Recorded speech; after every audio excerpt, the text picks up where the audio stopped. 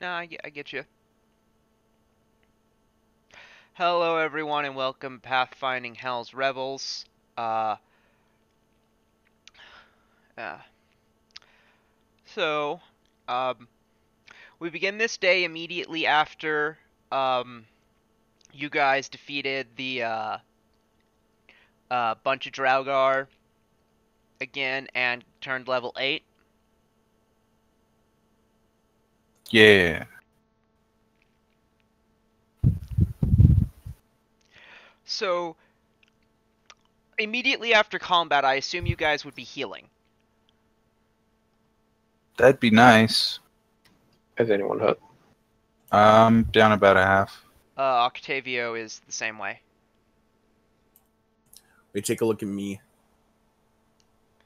You're at full. So there's the section. That's not where we're at.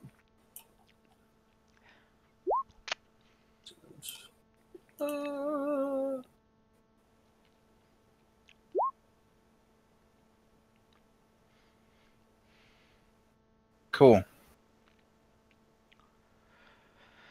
So,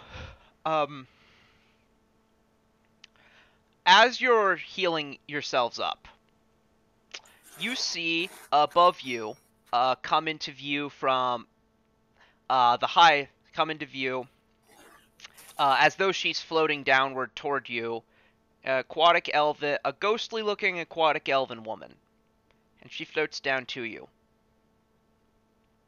All non-hostile like? She looks non-hostile, or she's not doing anything to trigger initiative, I'll put it that way. With a sense motive you could learn more.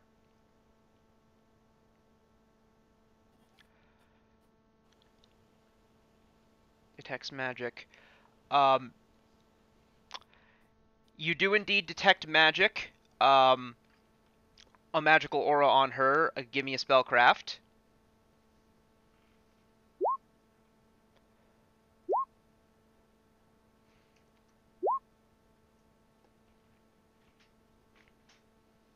Thank you so much.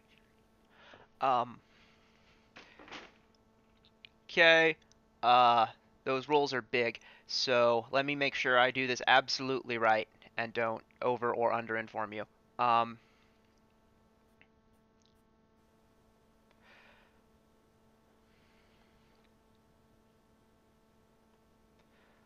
So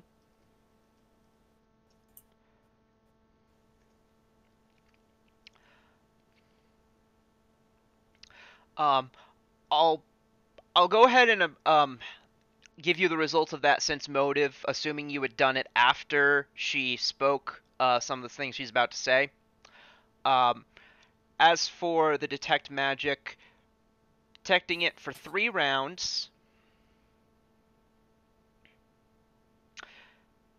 you detect, other than what you would expect from your own magic swag and stuff that you know would be in your way, you detect a single aura emanating from her.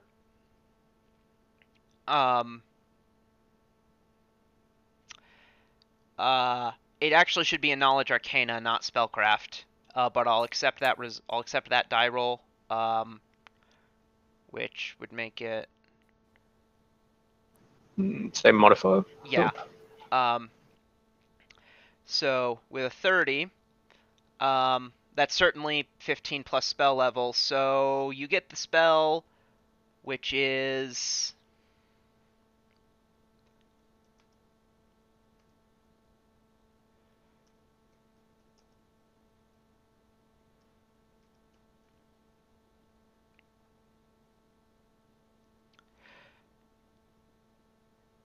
the spell in question is project image.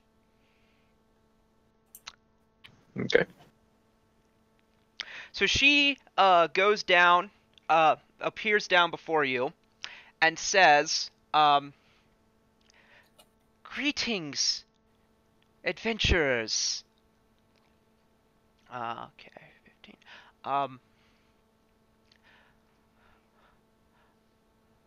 Greetings, adventurers. I am the spirit of Menotha. Long ago I tried to purge this area of its aura, but I was slain instead by the undead who dwelt here.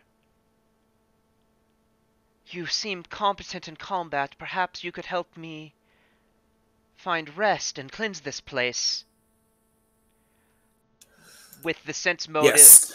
Let's see.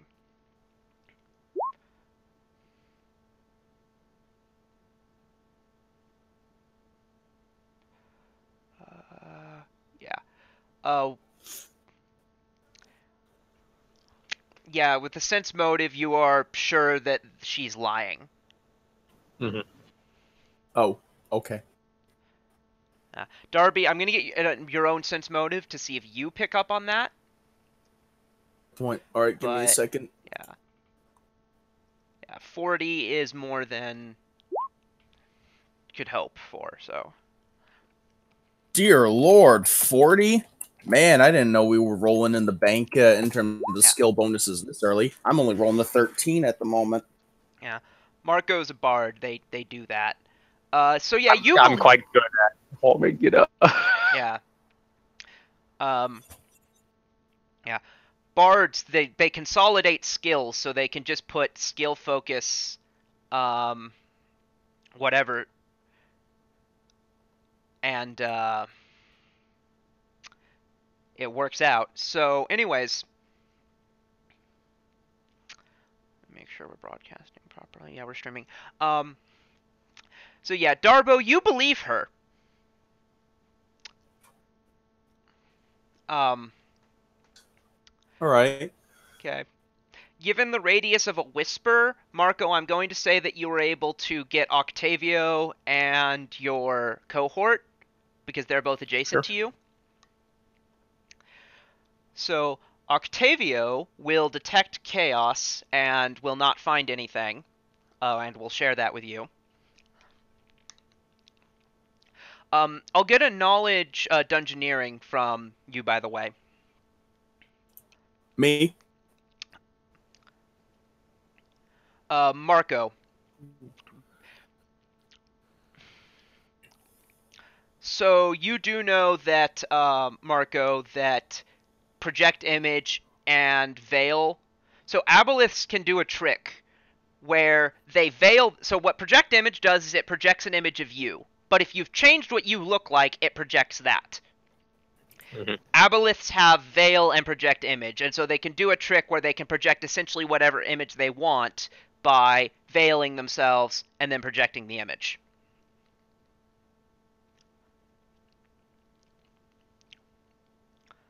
Right. But project image being LOS only would mean that it's also invisible. Yes, no?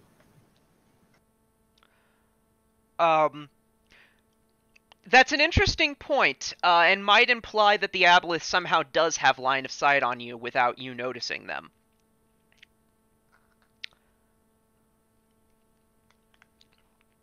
Anyways. Yeah. So, Forward. Of course, Not giving of a fuck. course, we'll help you. After all, we're here to cleanse the undead from the area. Pray tell, what would you have us do? roll bluff immediately, please.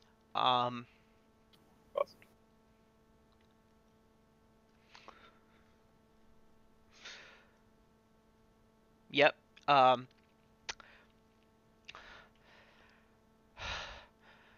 ritual that need be performed can only be performed by a powerful druid. I was such a person in life, but in my state am no longer fit. Swimming forward, ignoring this, but please continue. The ritual is short, but as I said, it requires magical power and a connection with nature.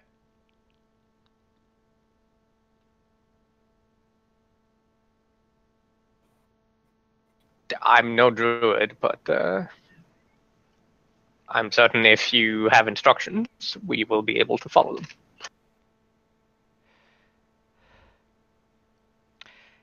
It's not just a matter of instructions. You have to actually have the power and connection with nature. Yeah, I'm just here to hit shit.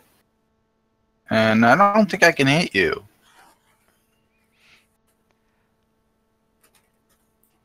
So roll sense motive again.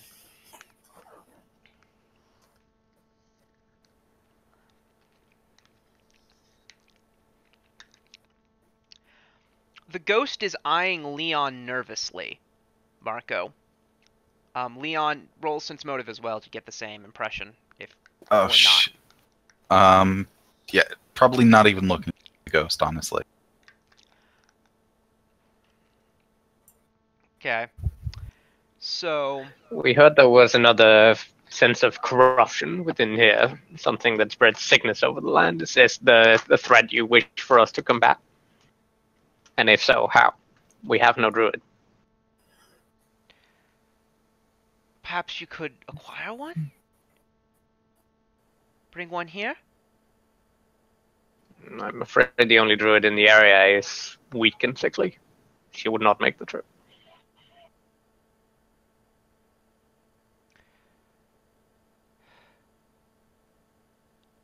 Is this... And she says her name. Let me look up what it actually is. Is this Athana? And that is the name of the druid you spoke to. Yes.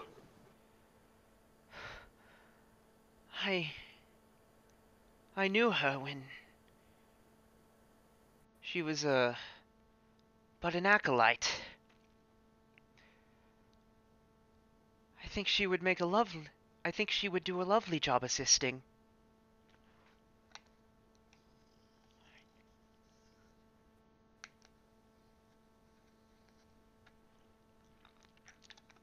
Right. Yeah.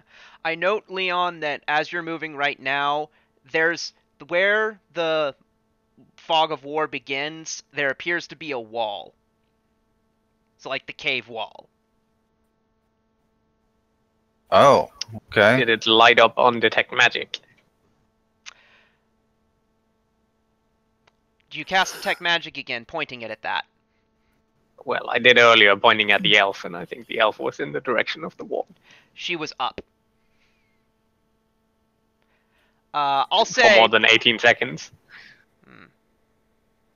Yeah, fair point. Like, It did light up. so this indentation is here, though, right? Yes, it Okay. is. There's a divot, like an alcove. Okay.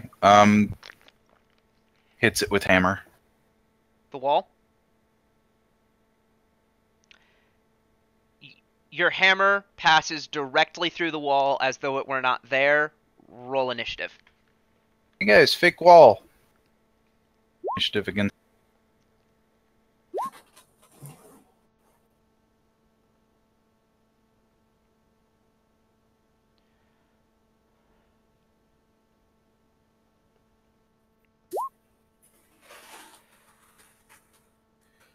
All right. I'm glad that I'm within a fair distance of her. Okay. 80. You see what triggers initiative is that you see the elf is about to cast a spell. For the purposes of DCs, she is not currently considered hostile, considered to be threatening you.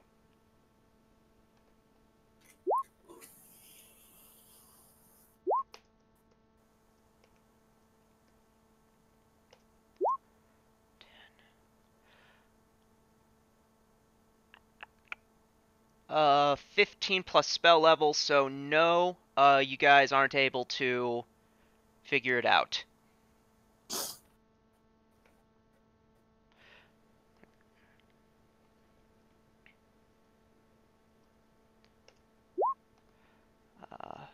You. Regarding initiatives, Katerin? Hey. Marco. 9. Sam. 12. Rook. 20. Okay.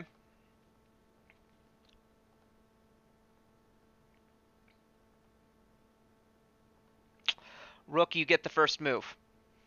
Passes through wall. Okay. Only you see what I'm about to show you. And it's actually going to be wrong for a second, so bear with me where that's concerned. No.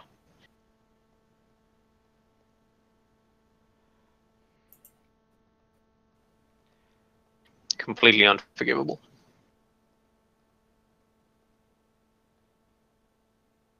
Was completely unforgivable. An error of any kind. So that's that's wrong. That gives the game away a little.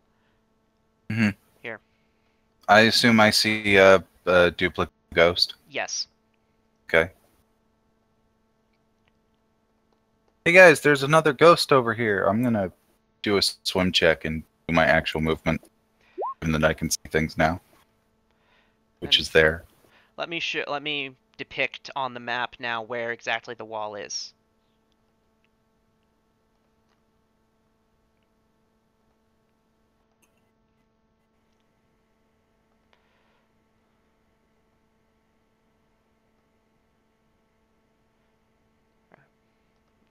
Let's get thick.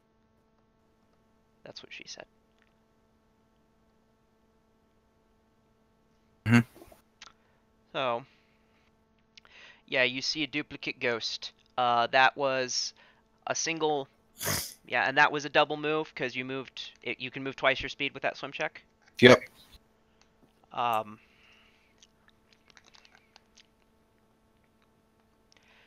Sam. Yeah, Sam. So did the sound pass through the passable wall? And could I hear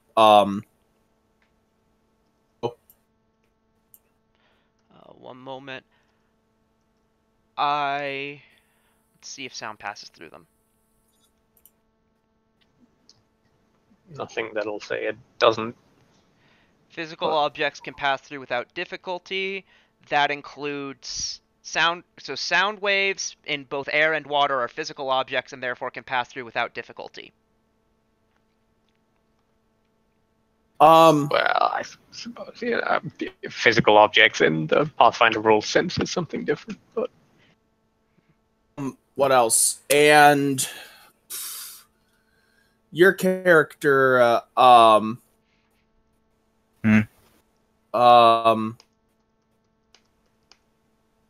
I got character names confused here. What was your character's name again, Leon?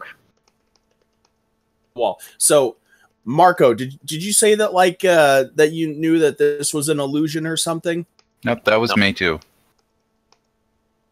Case. Gonna yell back. Is gonna yell to your character. Is that one? You think that one over there is the real one? Fuck knows. I'm gonna keep walking past him till I find something to hit.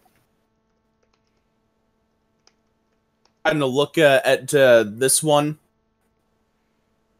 Went through. Then back to this one, and she's gonna be like, sometimes the simplest option is the right one. It is reduced, so can we run underwater at the moment effectively? No. All right, let me measure my movement here. There's a double move and end my turn. Okay. You are also able to pass through the wall. Those on the left side of the wall are still blind, but those on the right side of the wall can see back through it just fine.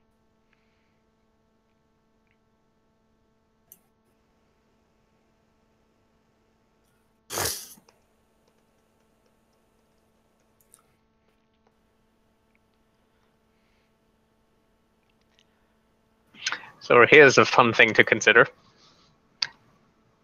We have all the light on the left side. Can you see in the dark? Half-orc can, Yep. I think. Yes, I half probably orcs have gave 6 that feet. up. What? I think I gave that up. Then no, you can't. Yeah, as soon as you pass through the thing, you're blind.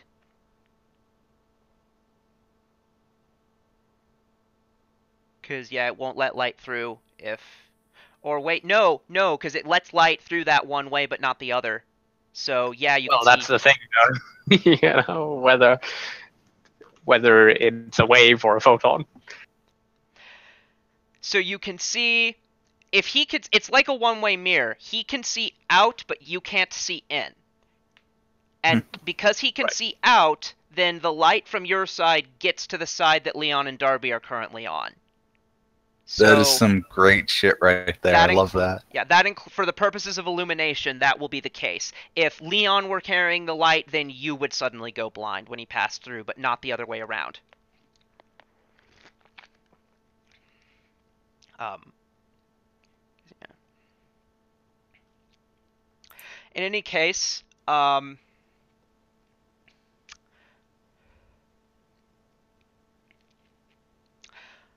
I do, in fact, need a will save from... We're gonna say... Right side of the wall. Oh wait, we don't know because we don't have the knowledge check. Actually... On. And... Yeah. You can make... Well...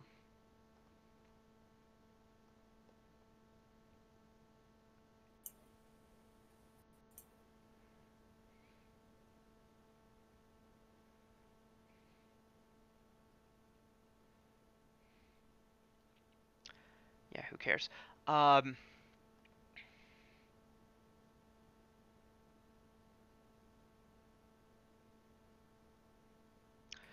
So, yeah. Okay. So, yeah, it's gonna be, Leon. Okay.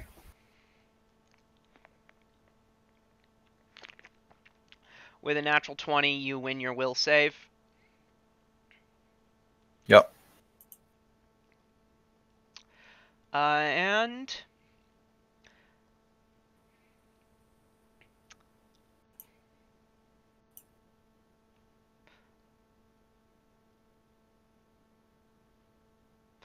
Move action goes there.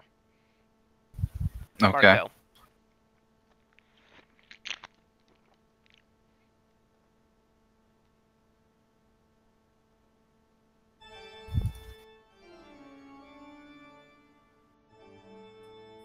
Music. Yes.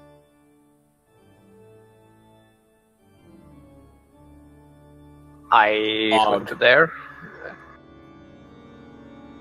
And I think we will... What will we do? What will we do?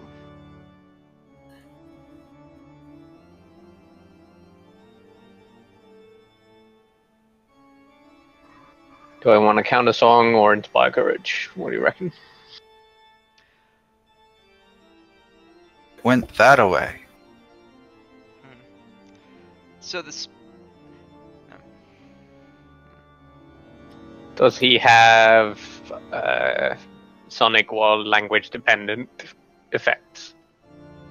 You don't know that aboleths have any such abilities. Okay. We're gonna inspire courage. Okay.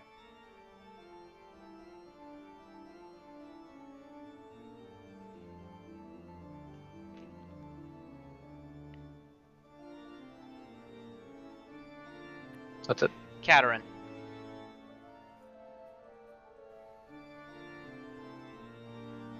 Double moves. Alright.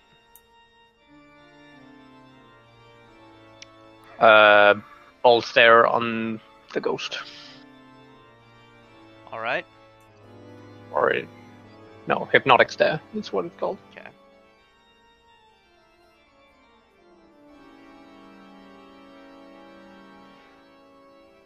Octavio goes here.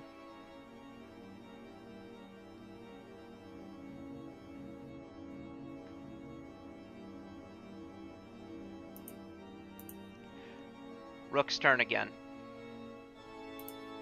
Cool. It's a swim check. Okay.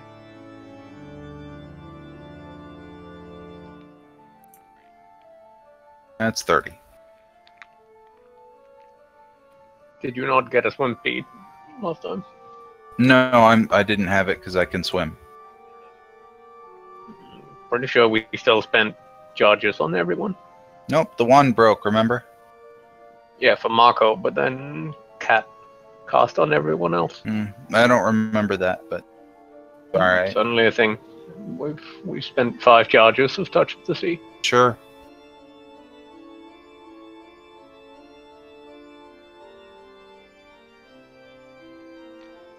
Okay.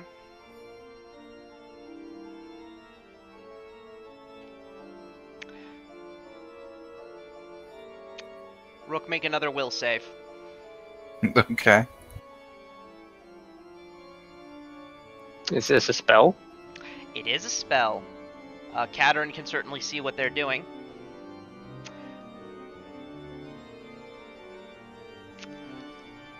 Not really, in terms of those spellcrafts.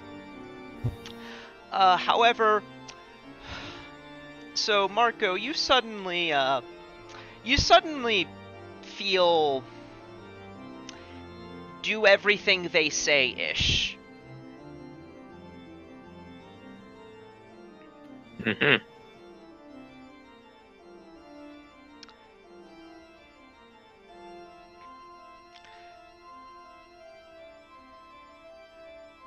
So,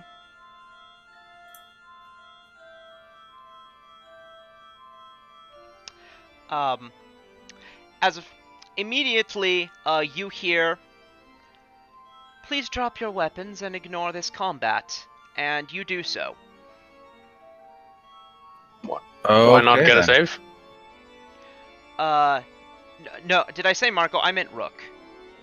Yeah. Okay. Yeah. Marco, it is your turn now.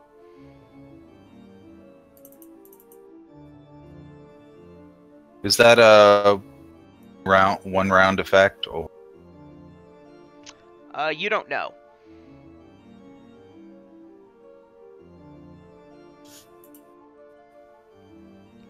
this round's gonna be interesting? Because I have no plan. Yeah.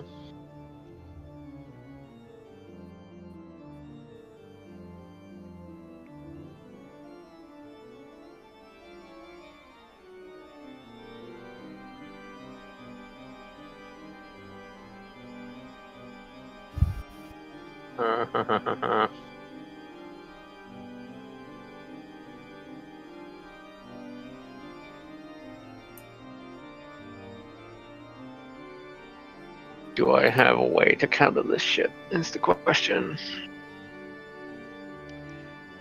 Countersong will not work. No. We went over that with the guy that attacked us at the Elven Village.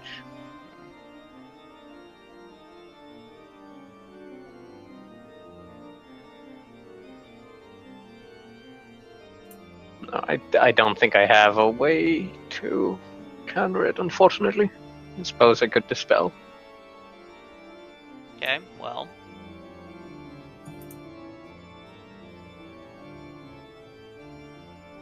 Although it might beat me on a caster level check.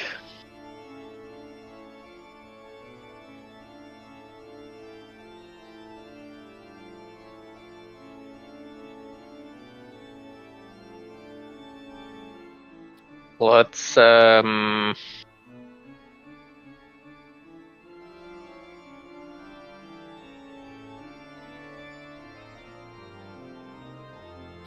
cast Allegro and take a move action. Okay. You'll have to remind me what that does. It's like performance-based haste Okay, while singing haste. right.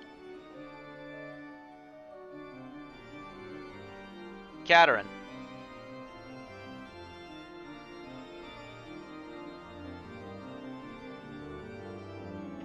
See, it applies immediately, so it actually increases his speed by 30 feet.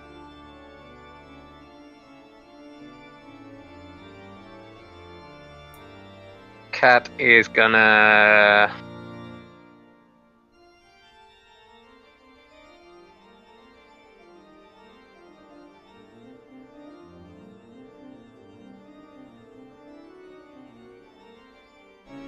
charge, I think.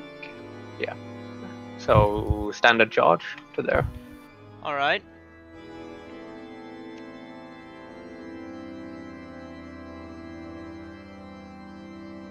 Let's see, courage and that and charge.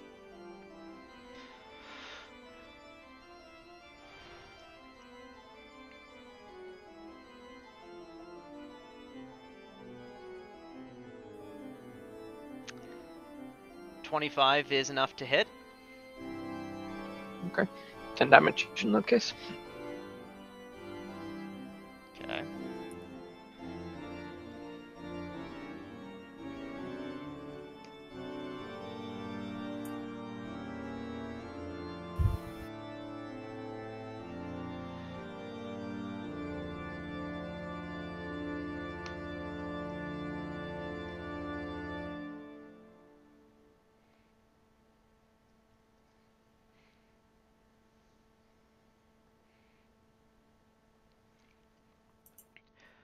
Octavio.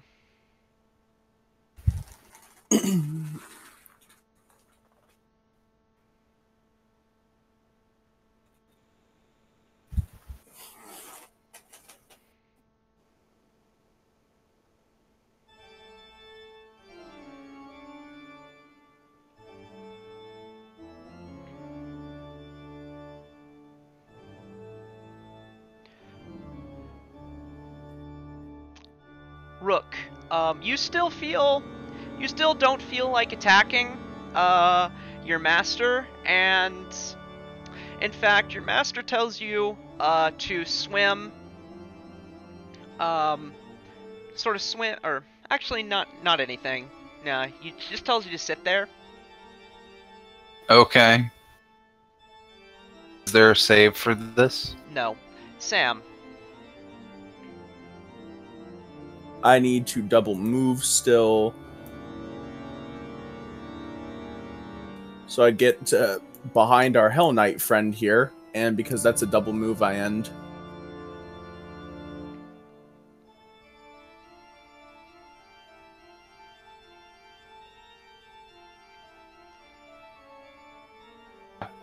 I move there and end. Okay. Ugh. 5-foot step. Cast spell again.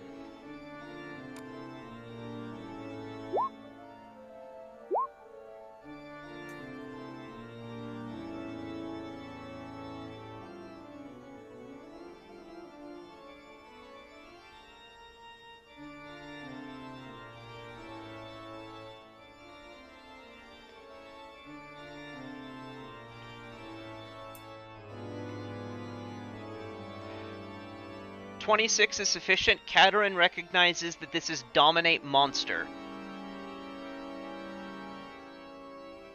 Oi. That's humanist.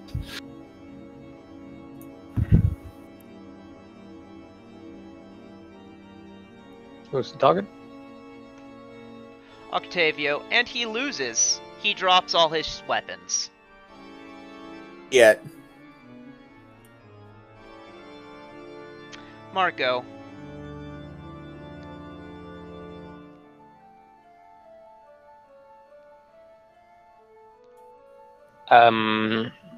What is Octavio's saving bonus?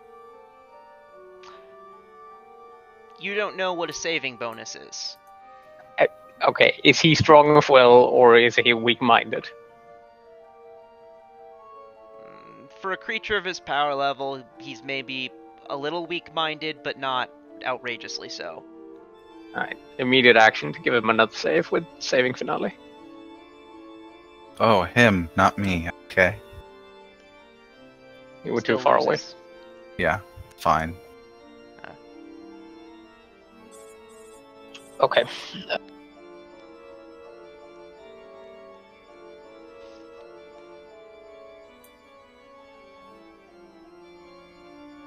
In that case,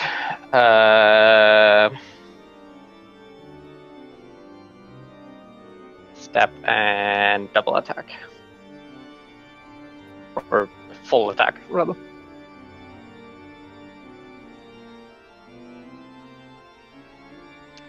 Okay.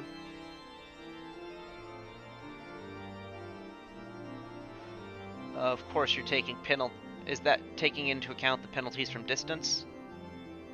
It is not, but what is it? 2 for every 5 feet? 10 feet?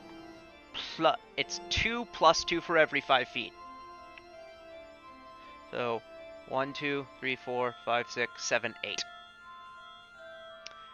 And with a -8 penalty, nothing there is going to hit.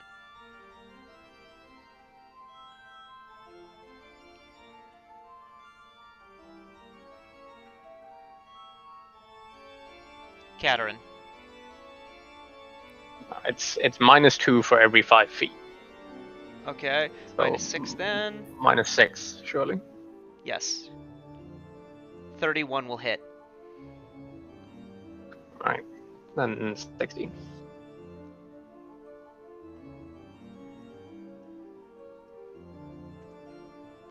Okay. And Katerin.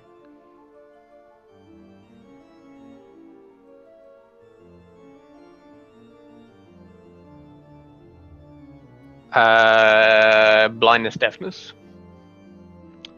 Very well. That's a fort save. I believe so.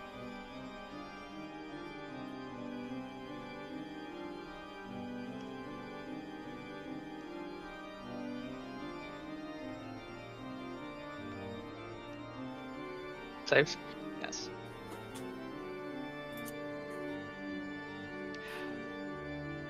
Octavio. Let's have a move like this.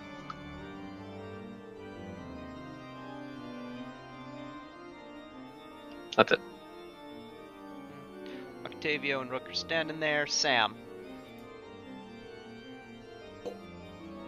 I'm going to have to double move again. Because that's all I can... Oh, shit! Good, I can get up to her. A movement speed higher than 30?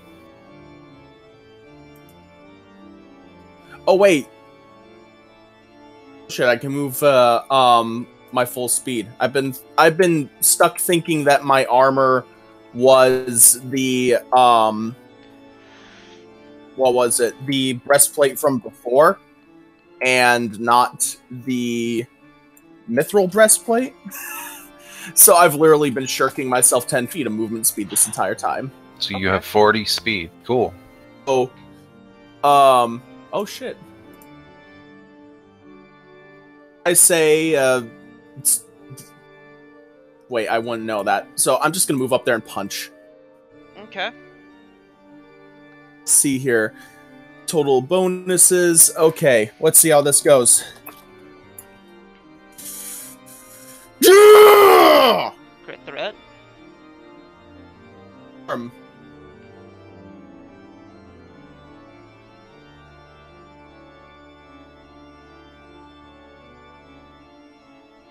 33 will confirm. Is there anything going on? Yes. Okay, from both? Both of who? Spell, I mean, that one other spell? I don't know whether Good Hope has run out. I suppose it has a longer duration than the swim speed, but Okay, what's your perform bonus again? It's regular Inspire Courage for 2. Level? Okay. Alright, so that would bring that up to this for damage. 38! Very good.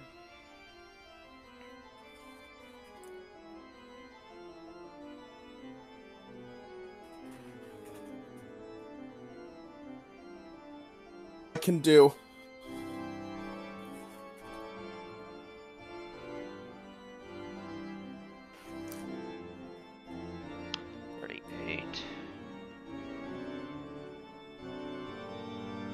Choke!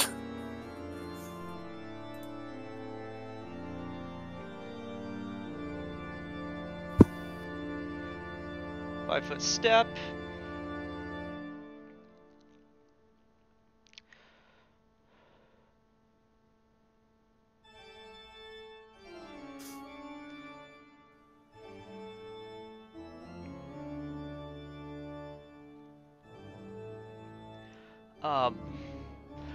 Let's see.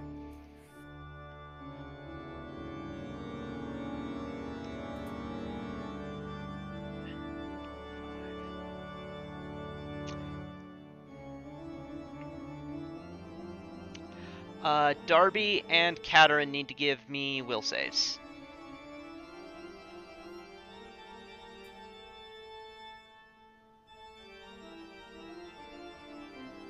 $21.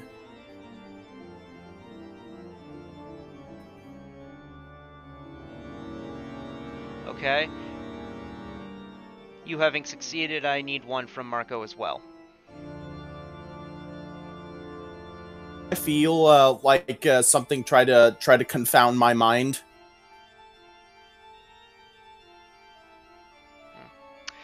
Katerin recognizes hypnotic pattern. Okay. Meanwhile, Marco is affected by hypnotic pattern. So you're now staring at pretty lights. Your turn happens. Pretty lights. Katerin.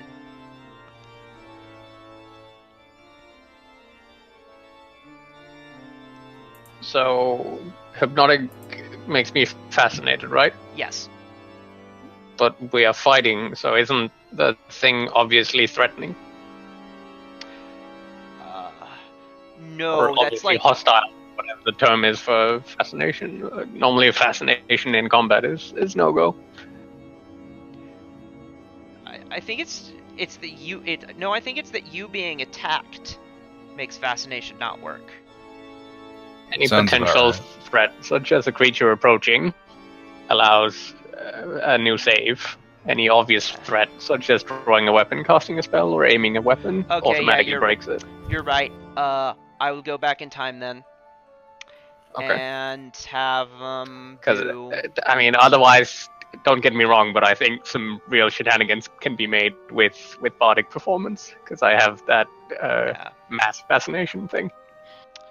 Alright. So instead of that, ranged touch attack is going to happen. Okay. Let's see. What's my touch AC? It's... So... 25.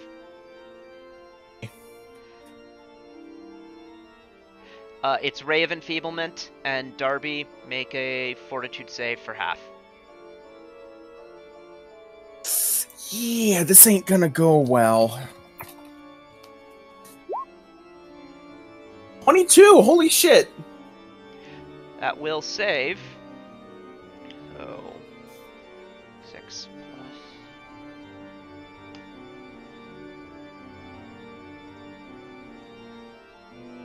So 3. Odd. Yeah. Only 3. Bad. Yeah. That's not too bad considering I have a 14 strength. It's not where my damage comes from, so it's not, you know. That's where some of it comes from.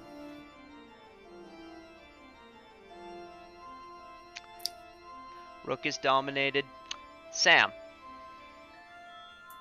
5 foot step, full attack. Gotta remember that my strength score has gone down by an effective bonus of 2, so -2 to both to hit and damage, but boosted because is the performance still active? Mm-hmm. Although, did we change initiative? No, why? Because earlier it went monster, Marco, cat, Sam.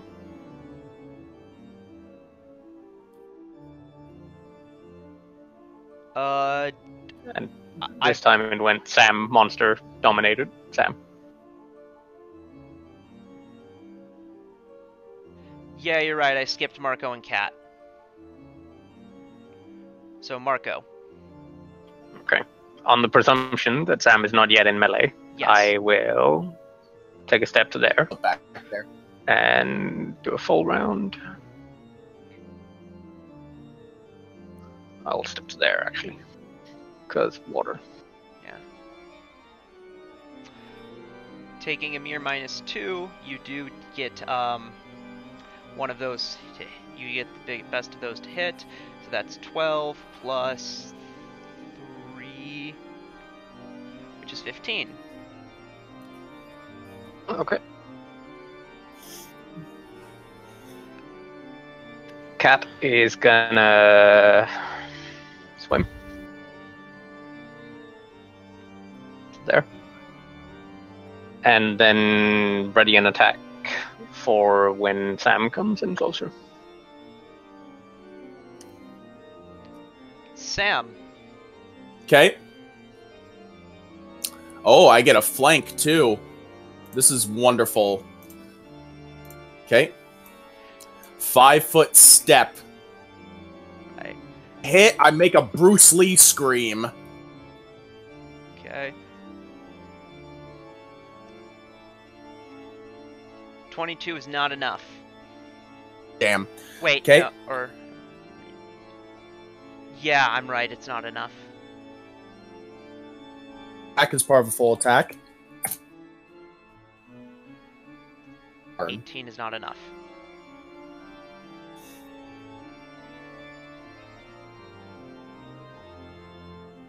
It's my turn. Okay.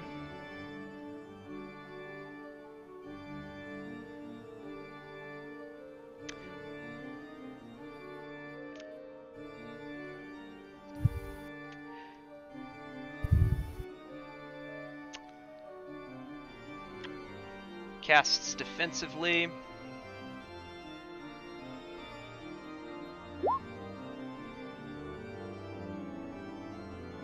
It's invisibility.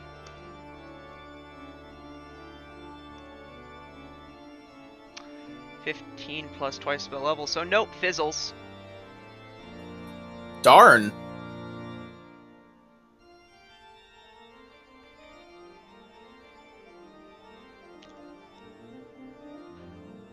Marco.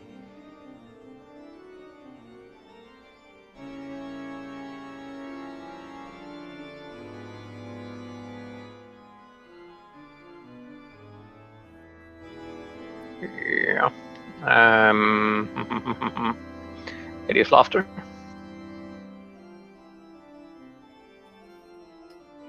Okay.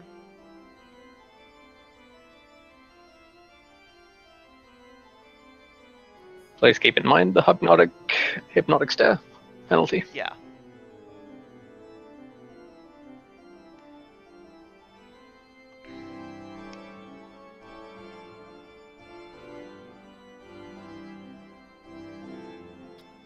Still saved. Yes.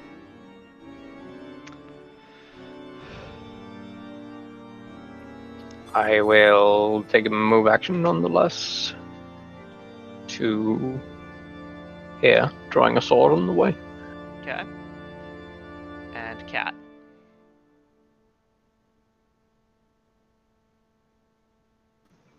Is the ghost wielding a weapon or equipped with anything? No. And we haven't seen any indication for natural attacks. No, you've not seen natural attacks used.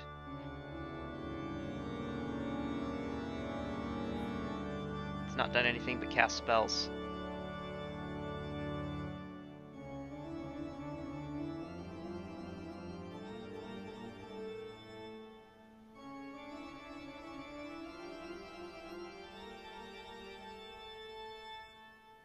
So what do you do? I'm considering.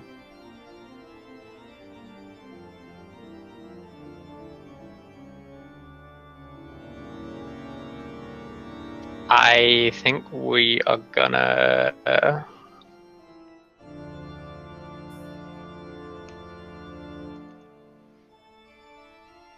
me just look up a spell real quick.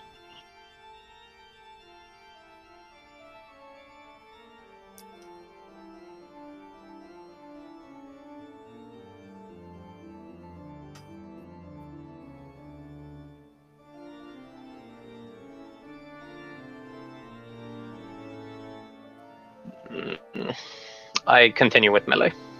So I step to there. And attack with Sword King. +2 from the flank. Okay, that's yes. So 19.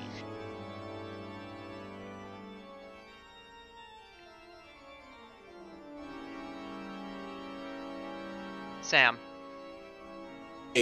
5-foot step punching.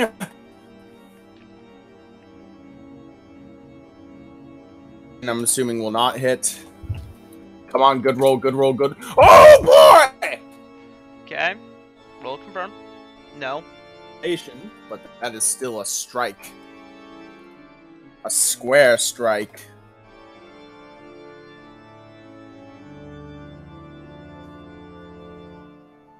One.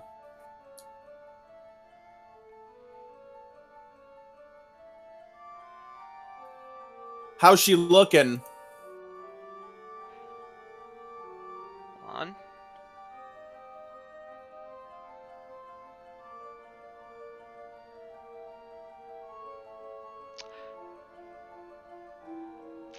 Unconscious. Girl.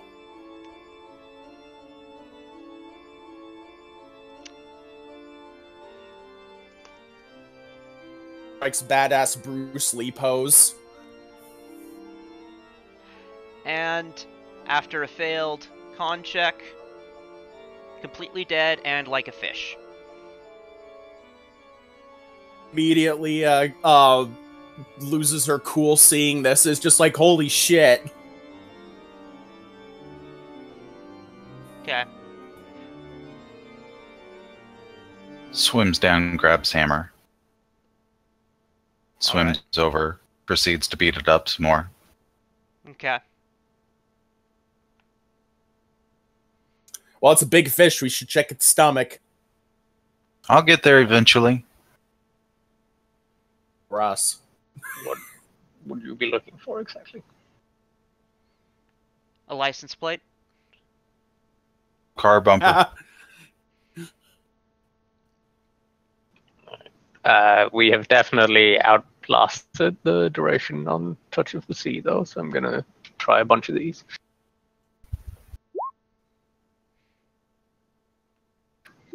One, nope.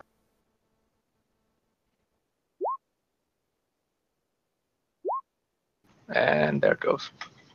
Alright. Okay. I guess 2 of us can swim. No. I will be selfish and go with Cat and Mako. Or I suppose Octavio and Mako. Alright then. He's probably the worst swimmer. Yes. Yeah. He's needing it the most. So with that,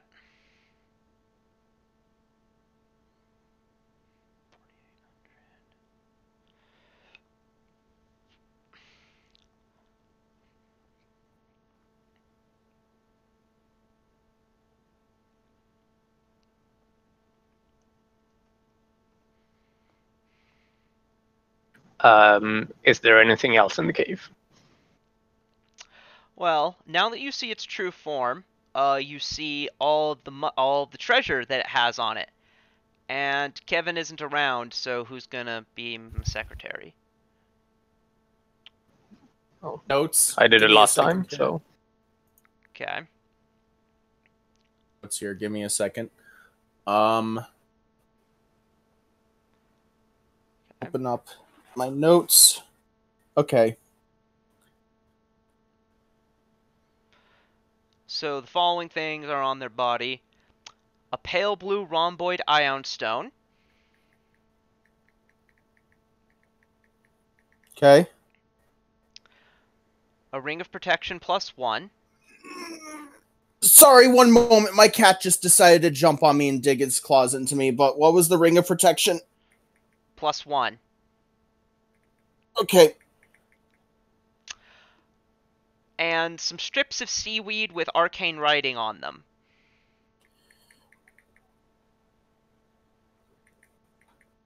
Subaquatic scrolls. They appear to constitute a spell book. okay. Thank you, cat. I'm bleeding now. Um, Huh? in the northern part of the cave, there is also a +2 mithril chain shirt,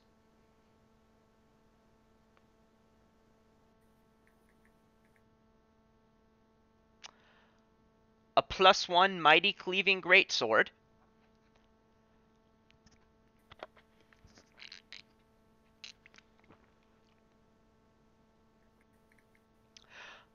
a rusting longsword with a golden jeweled hilt depicting prancing swans and mounting lustful mermaids with worth 400 GP.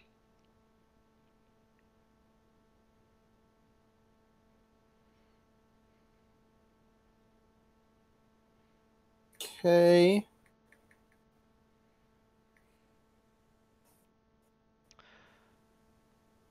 A waterproof golden hip flask set with an opal stopper worth 750 GP.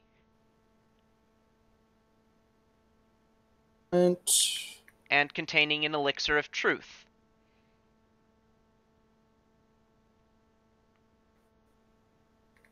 Okay. A silver pillbox inset with a miniature depiction of a woman with 2 heads, one human, one gargoyle-like, worth 300 GP. Are there any pills in the pillbox? No. Okay.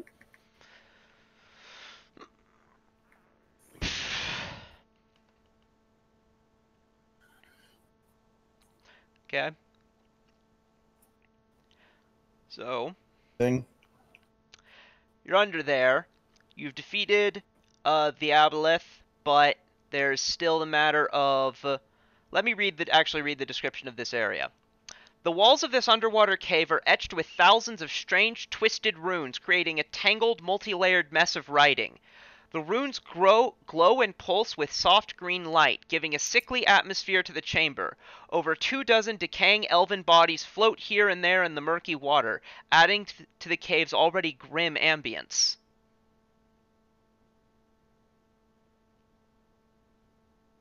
Nasty. We should probably bring the bodies back to the people. Is there any loot on them? No.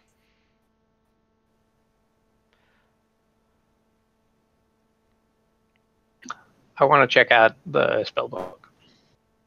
Alright. It has, let's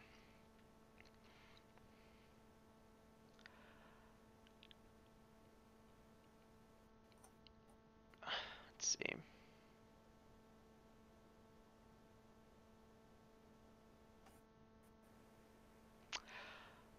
It has in it, Command Undead, False Life, Invisibility, Chill Touch, Magic Missile, Ray of Enfeeblement. Would be considerably easier if you wrote these down. Yeah. And probably a few more, so I'll write it in the Discord. Here. I'll just copy paste it from the module. Yep. And of course, like all spell books, it has all 0 level spells.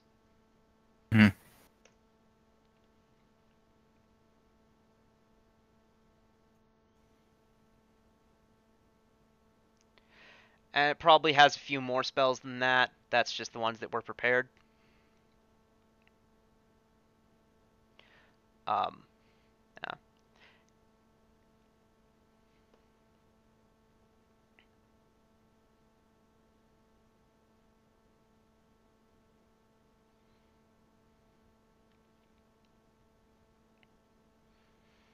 Okay. So, not very valuable is what we're getting at. Nah.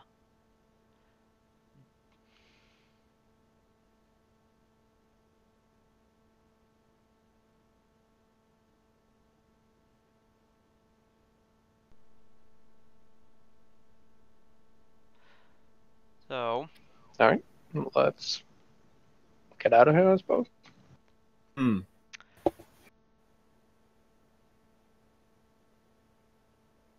so, okay. Can I? I can swim now, right? No, you can no longer swim. Or rather, you must now swim. I'm gonna give you guys a wisdom check. Damn, I wanted to take it with me. Give me a second here. That'd be awesome. So it'd just be bare bones. Wait, that's 1d10, not 1d20. That's worse. You can get a 0 on this. If it'll roll.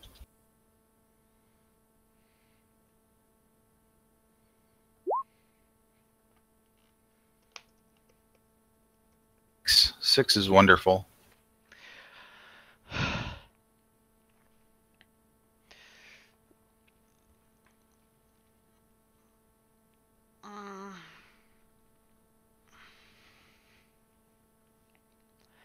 Yeah, none of This you. was. Go ahead. None of you see why you shouldn't leave.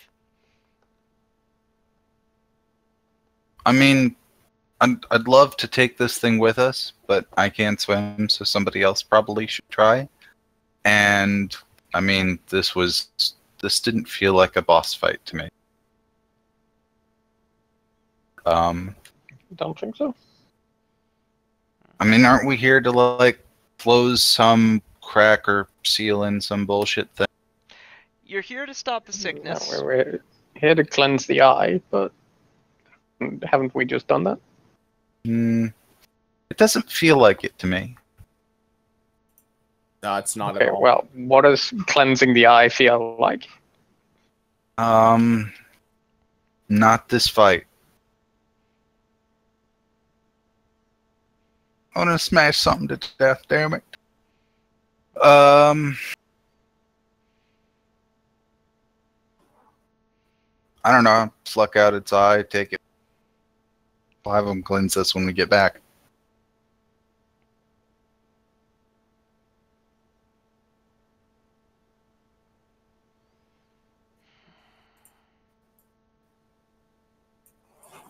If it's just an underwater cave, isn't it just kill the monster?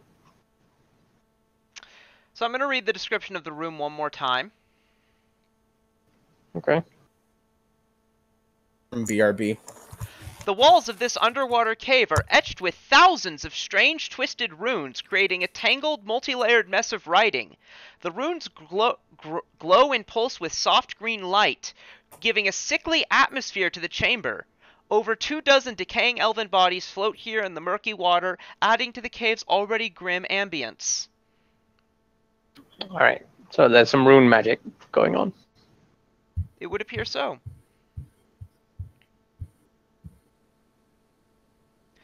So there's, in fact, Detect magic. there we are.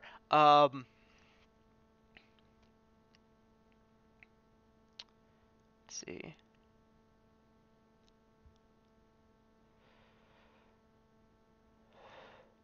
It's described farther up. Oh, there.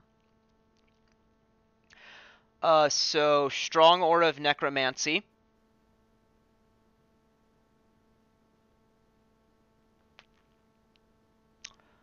Is it concentrated anywhere, or is it just all of the runes? Roll perception.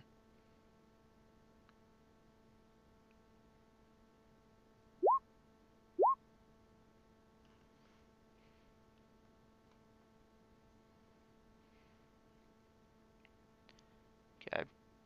Did Also Kattering... capable of detecting magic. Okay.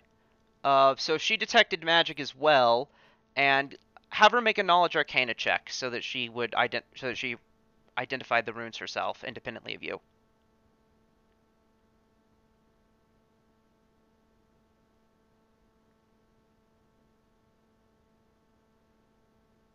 You.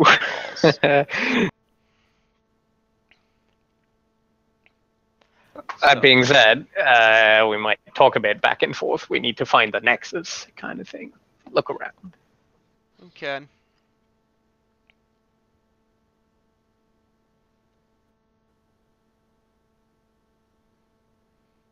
Wherever the necromancy flows strongest, the spell will be centered.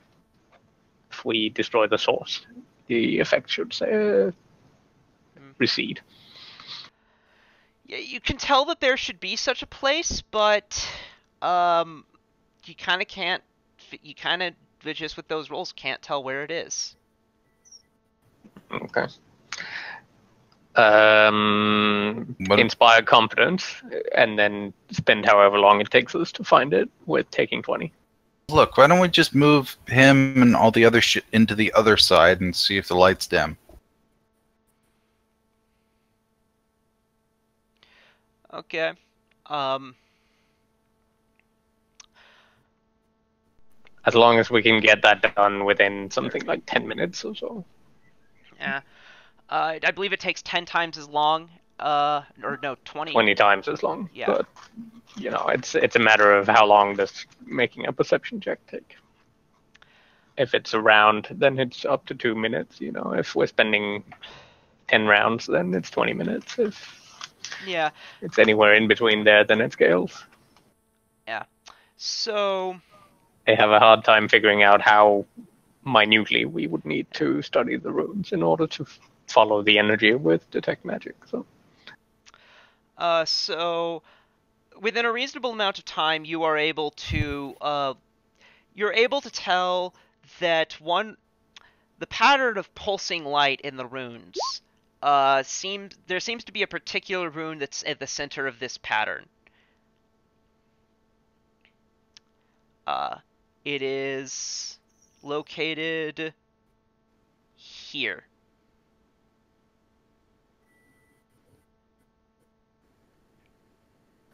Okay, we'll head over there and investigate. Okay. This place is really lung-shaped. It'd be nice if this was secretly a giant fish or something. The world is a fish.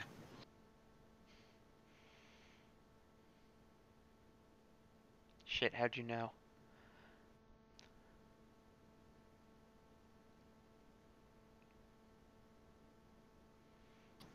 Good knowledge check, I guess. Law master. Yes. Fish in a bowl in the back of a turtle.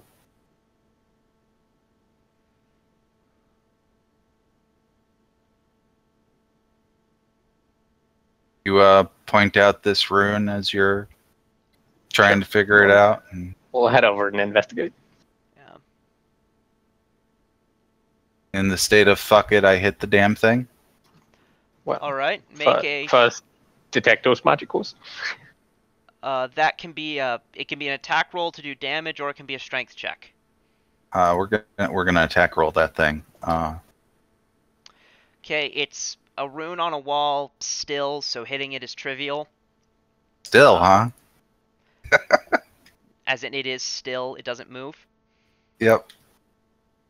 26. So 13. Okay. That.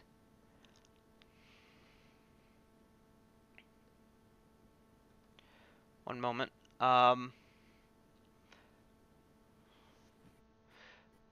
So So that does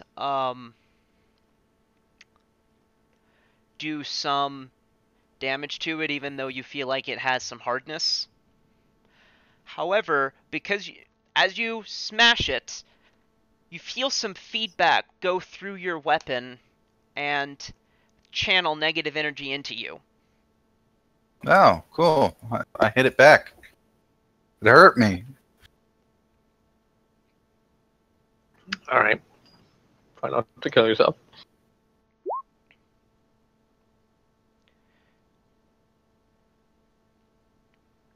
Wrong button. It's more damage.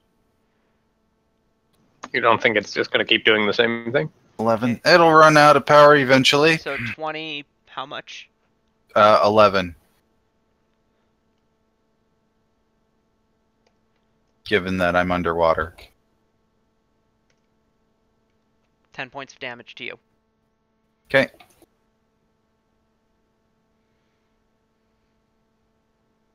Fucker.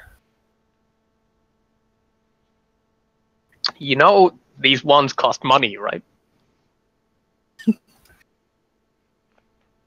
20 is 10. You should, stop me. I'm not going to get between the hammer and the wall. Well, I've got 8 health But- left and swinging again. You should stop this.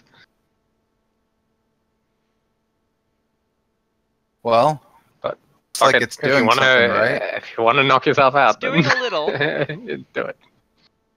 Do you have enlarged person? No. Oh, I know. One of them elf bodies. Somebody swim down and put that in front of this thing. Hit the elf body. The damage will transfer through, but it won't hit me back. Yes, it will. I don't know that.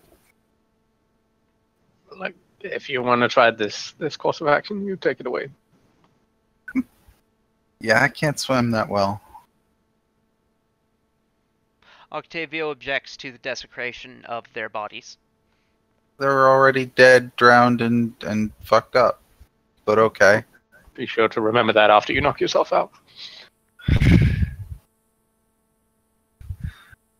You know what? You've got the proper weapon. Why don't you swing at it?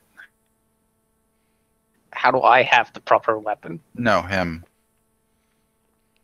The Octavio in the room. Do you know what? He will. Because it doesn't need to be destroyed. So that's... I feel like this is a foolish attempt at breaking it.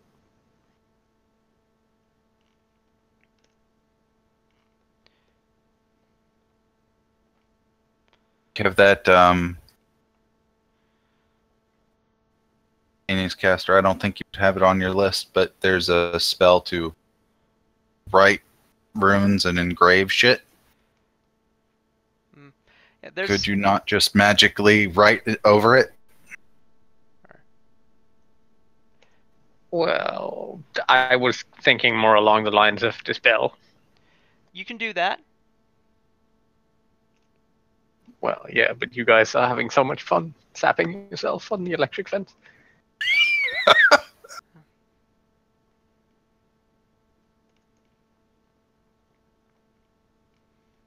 Let's give it a go. That is a lot of text. Okay.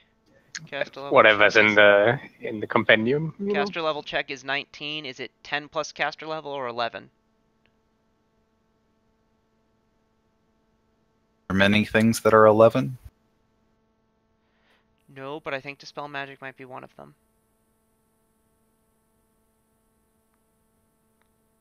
I see something that says 11 plus caster level, but Yeah. there's a lot of text there, so...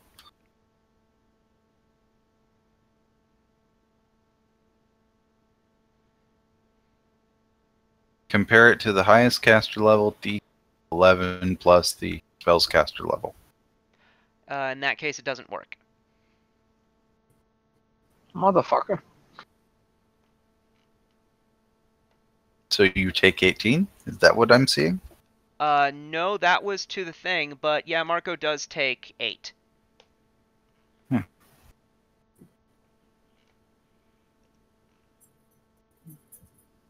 You're telling me this is a 9th level spell? Caster level, not spell level. Okay, yeah. That makes more sense. You need to beat a 28.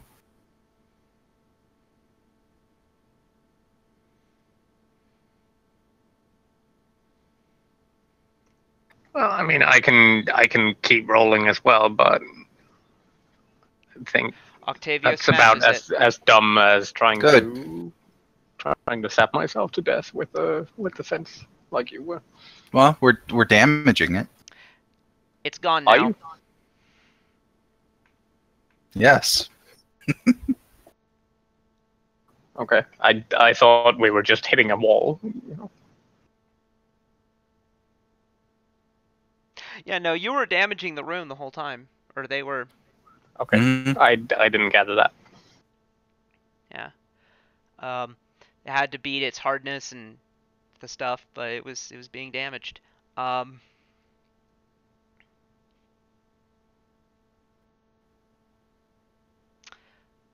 So it's gone now, and immediately you guys feel as though a fog is lifted around the place. Many of And the lights go out.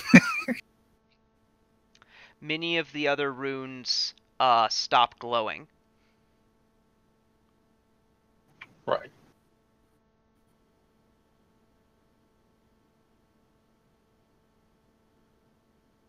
So now have we cleansed the eye?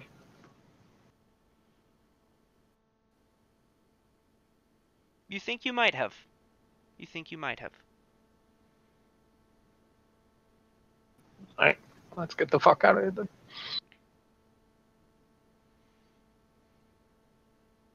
Okay.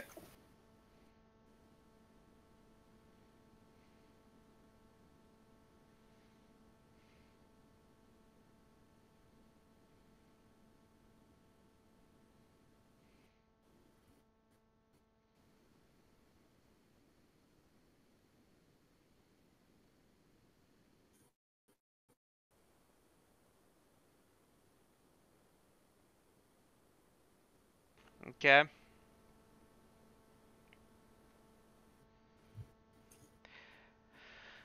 So you guys go back to the village. Mm-hmm. Just as even as soon as you've gone back, you can see from both from the demeanor of the people and what they say to you, that the sickness has been lifted.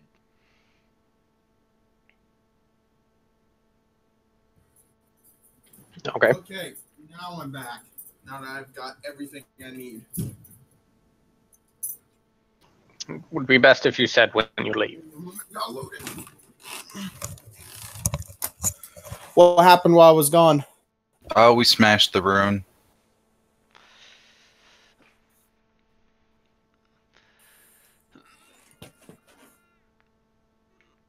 Is it? What? Did that cleanse the eye? Yes. Yeah. Good, good.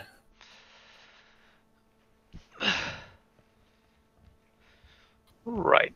So we originally were given 8 potions of water breathing, and then did the druid cast on us as well for water breathing, or did we have to drink them when we were at the place? She wouldn't have necessarily had water breathing prepared, but I would say she would cast it on you guys once. Okay. So I won't need to adjust the number of potions, I suppose. Okay. What about Mr. Angry Elf? Is he himself? Yes. Okay. All in a day's work, I suppose. Okay. Yeah. Thank you very much, heroes, the elderly elven woman says. Um,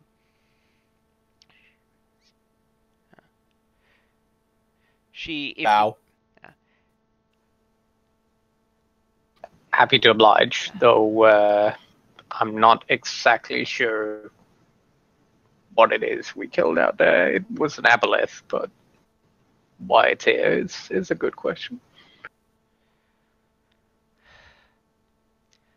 that's a foreboding thought, but in the meantime, Akasazi gives its full support to your rebellion. No Thrune ships shall pass through these waters. Thank you. Excellent. As another token of our thanks, we offer you our greatest treasure, and she hands you a belt. It is a belt of physical might, +2 dex and con. Can I ask you guys something, like, as an aside?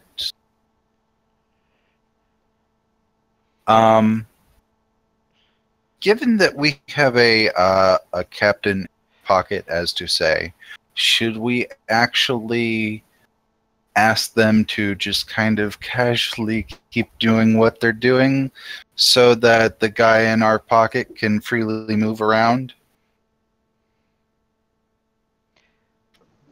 Well, can't he already?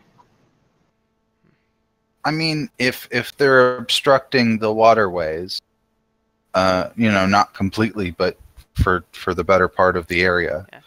They then they can make any exceptions you ask them to make. yes, you're right. But then, it's very obvious that, hey, that guy's our buddy. Then they can make other exceptions too to obfuscate things. Yeah, I think the real issue is if an army attempts to come by sea. Yep. Okay. We don't need to choke off Kintago of all outside contact. Yeah. She agrees to this. That being said, there aren't very many elves, so Yeah. they'll probably fail. Yeah. They have contact with other aquatic elf settlements. Oh, yeah. Okay. Well, it's a fine gift, so we accept, of course.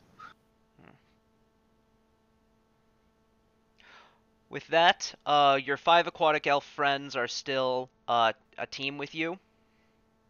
Cool. Mm-hmm. So they go back with you. Let me see if there's any listed special benefits to this alliance.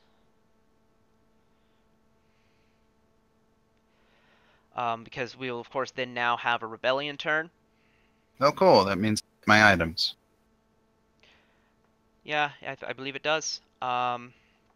21.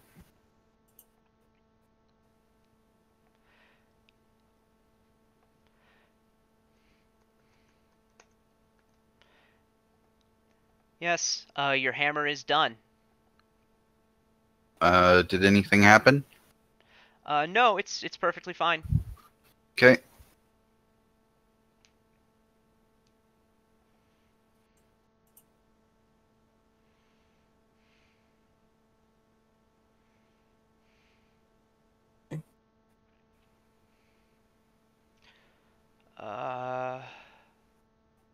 And then I have a belt. It's been made.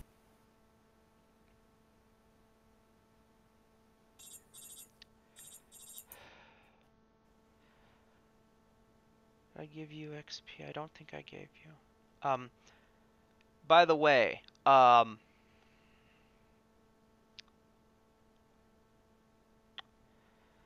okay. I don't think I gave you the XP for recruiting Dokor, so I'm going to do that now.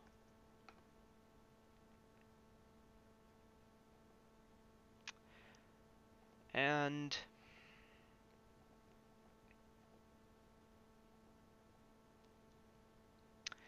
let me get the sheet up.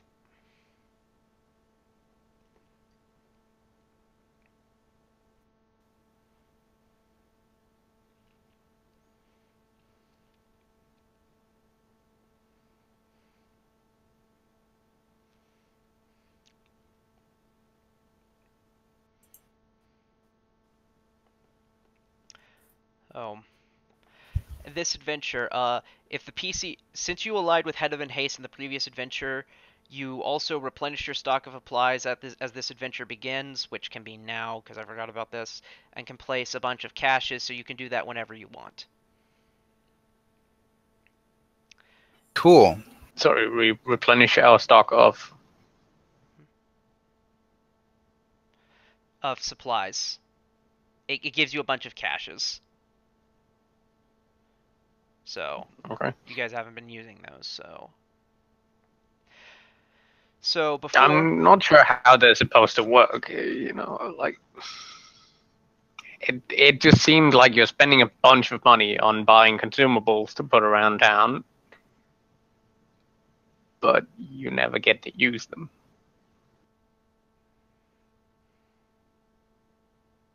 Okay, I'm gonna put those items on the party items thing because I believe I can edit this. I believe they already are. Mm-hmm. Oh, cool.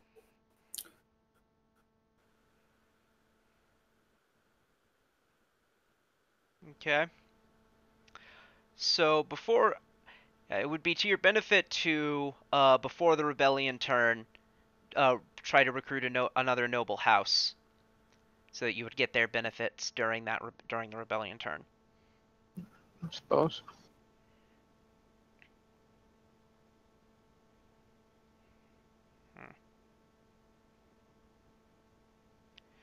Or then again, you recruited one earlier. Here's the overview. Yeah. You recruited. On the other hand, you recruited one earlier this week, so.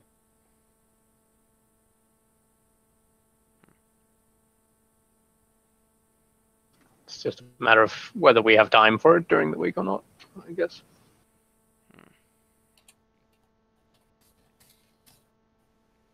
But you can estimate that better than we can.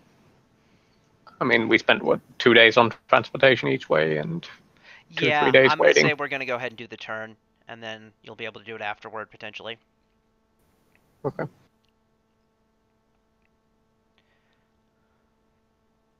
Belt, or does only Leon get his hammer? One was made outsourced, and the other one was made by Kevin. So both of them are mine. Okay. Anything week 21. Yeah.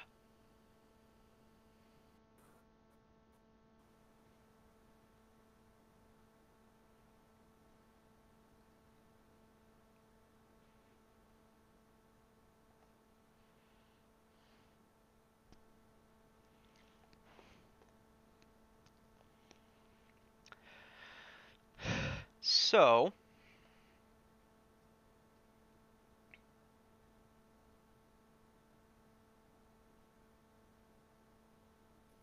Right. So upkeep. Yes. Yes. Let me get the actual sheet. So upkeep phase begins. You guys are going to lose notoriety.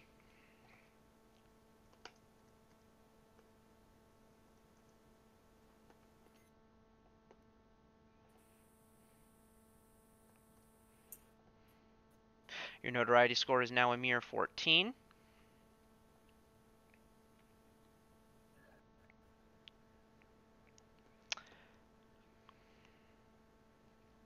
Not bad. Yes. Next is the...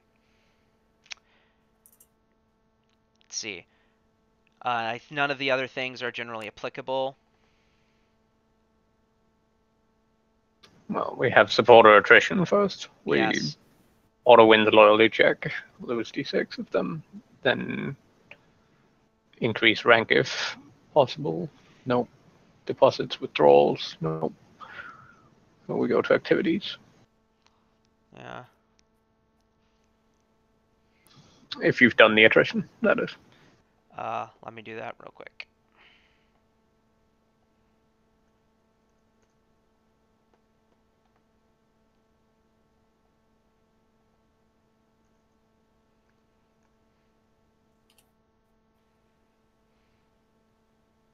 Okay. We don't have enough to go up in rank, so we go to activities.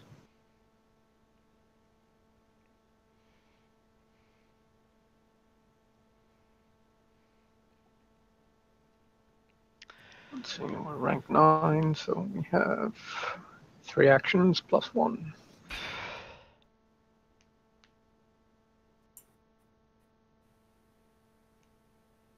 We should certainly recruit supporters, because we should always recruit supporters.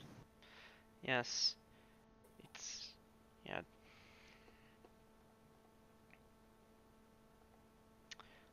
Okay.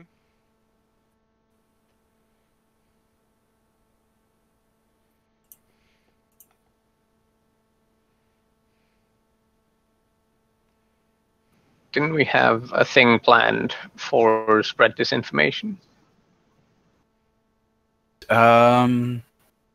Yes. Yes, we did. We were going to tell people that there was make up some bigger threat that is bigger than the government and us, basically. Remember that. Okay. Do you think we need to reduce our notoriety? Reducing notoriety is always good. Okay. So we're gonna recruit supporters, we're gonna spread disinformation, and then we're gonna manipulate events. What's the last one we need? Or want? Activate black market, probably. We could do that. Should we upgrade people? Don't think so. We already have plenty of high level teams or high tier teams. Yeah, but weren't we going for something? Yes, you were. I don't remember if we actually got that far.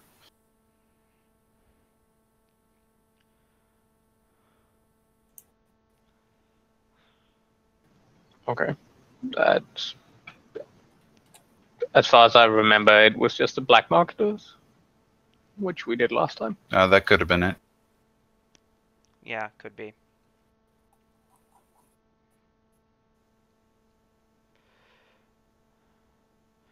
So activate black market.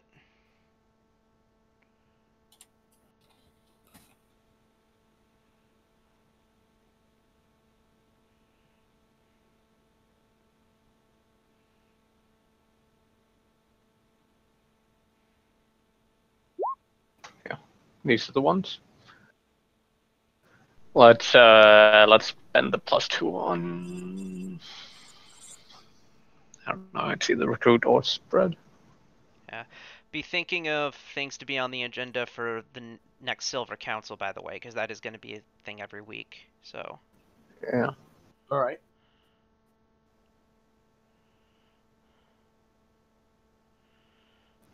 I would think that we put the bonus on recruit. Just to be sure to succeed.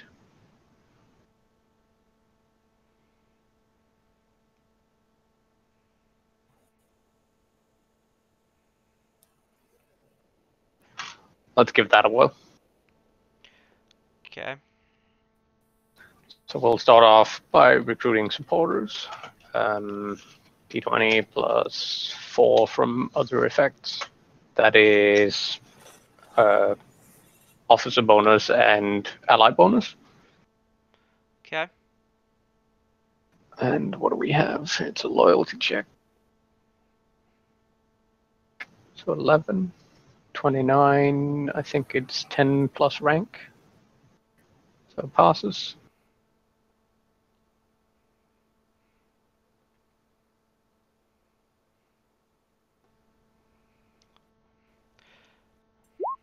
Meaning we recruit 21 supporters. Okay. Christ.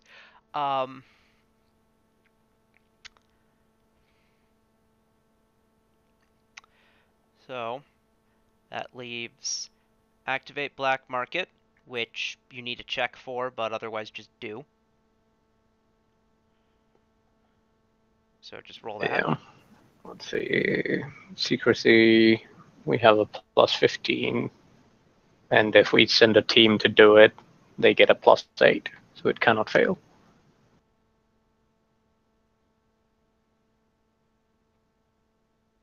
Okay. Well, you need a team to do it, so that will be the case. Yeah. We'll send the black marketers because they're the only ones that have the action. All right. Or black marketeers. The book is inconsistent on whether it calls them marketeers or marketers.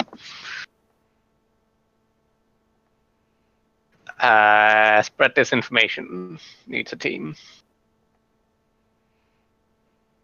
We have an ally that unlocks it, and we have a set of street performers, I think, that give it. Street performers cannot perform the spread disinformation action. I don't think. I think you upgrade them into the thing that can. That's true. They can only gather information. We don't have any rumor mongers yet. Yeah. So I guess we'll have to do Vendelfek without a team bonus. Okay. Alternatively, we could upgrade the team. Yeah. Yeah. Why don't we do that instead? So let's see. We spend 90 on recruiting, and then we spend 50 on upgrading. I think activate Street black. performers become rumor mongers. I think activate black market costs money as well. Does indeed. 50 GP.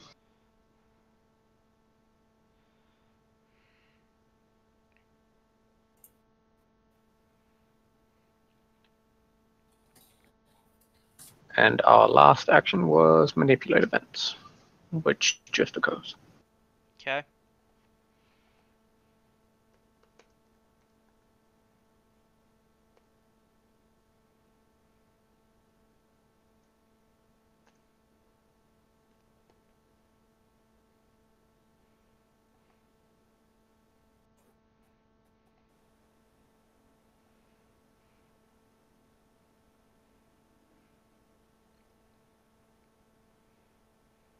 Okay. So that should be it.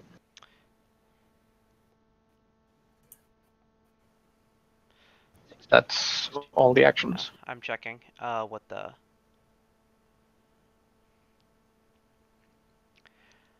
So,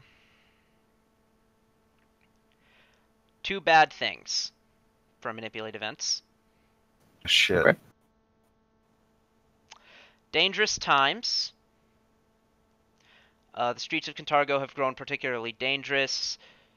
For the following week, including the next week's events, if any, increase the danger rating by 10. If you roll dangerous times twice in the event phase, in one event phase, it becomes persistent.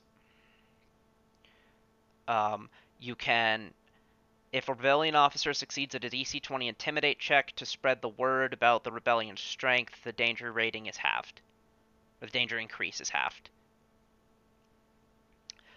Your other option is, I think, worse.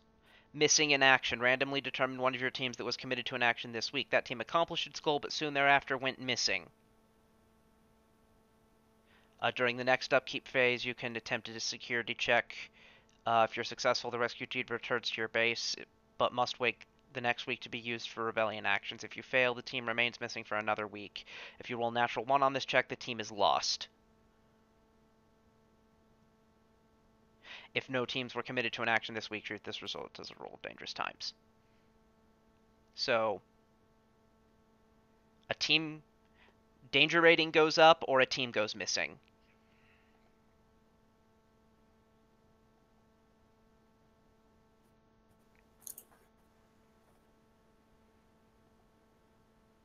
Yeah, that's some shitty choices.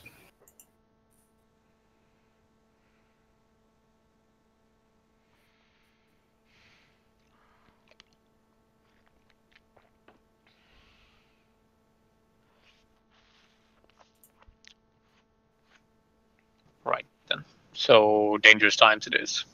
Okay. Roll the intimidate check. Does anyone have more than a +10? No.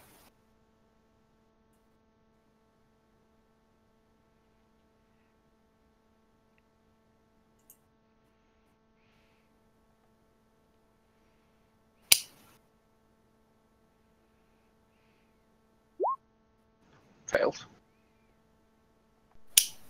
So +10 danger. Plus 15 actually, because you also a previous reduced danger is going to wear off. So Yes, but +10 on the, on the Yeah. standard.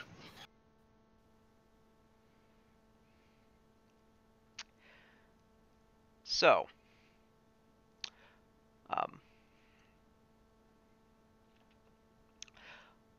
all right. With that, I'm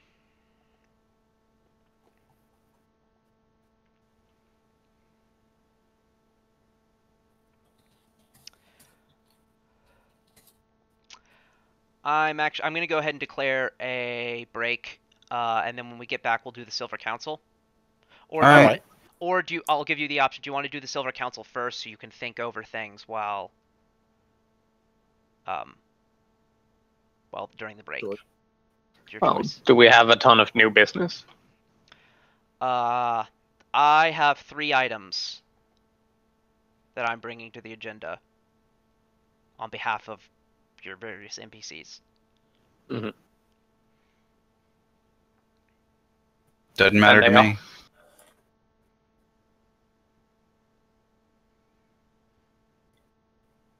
Well, I'm asking so I can get an idea of the agenda Oh, beforehand. yeah, good point. I want to hear the agenda. Yeah. The Ruby. If we look over from last week, a lot of them might need another talking through. But other than that, I don't think I have any new business. The Ruby Masquerade that you heard rumors about has been officially announced. The leader of House Ilarion had a very extended and very friendly meeting with Barzillai Thrune. The Queen of Delight in Vyre is holding her monthly banquet.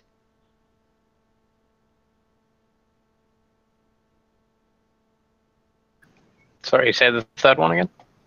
The Queen of Delights in Vyre is holding her monthly banquet this week. Right, that one.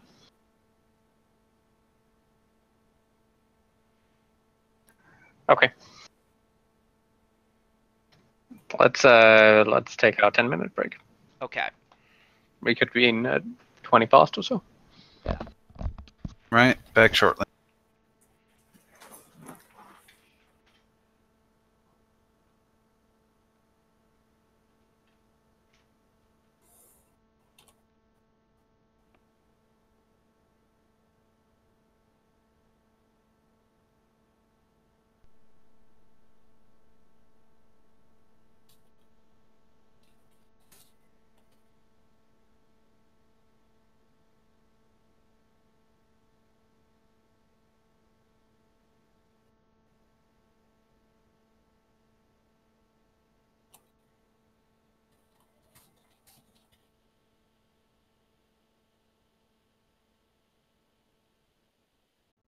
Oh yeah, Siege of Worlds, that's what it's called.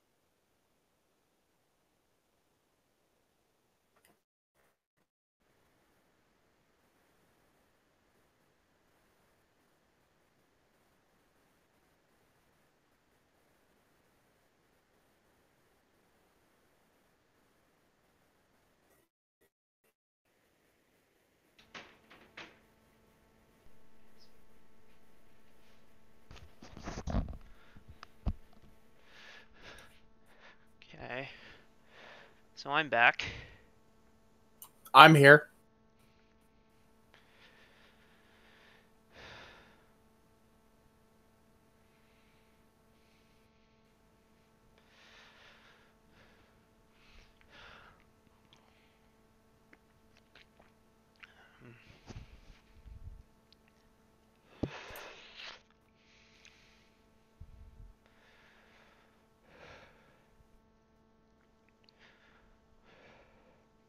I have a question since no one else is back yet. What do you think Sure. of my character's backstory for the Wednesday game?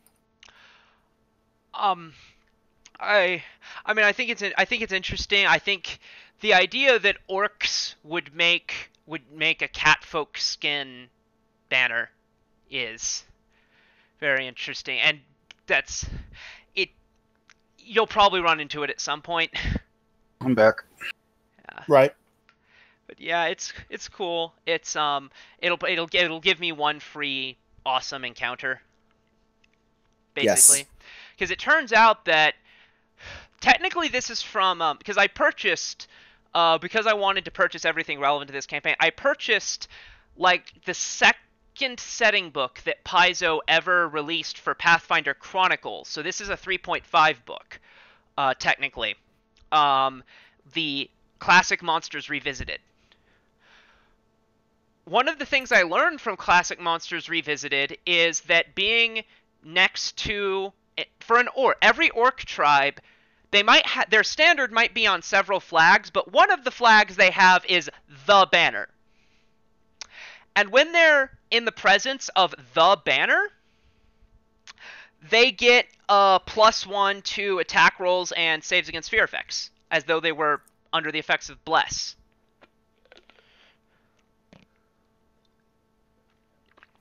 Yeah, that will definitely like fit together really well. Yeah, because apparently the banner is very important to them.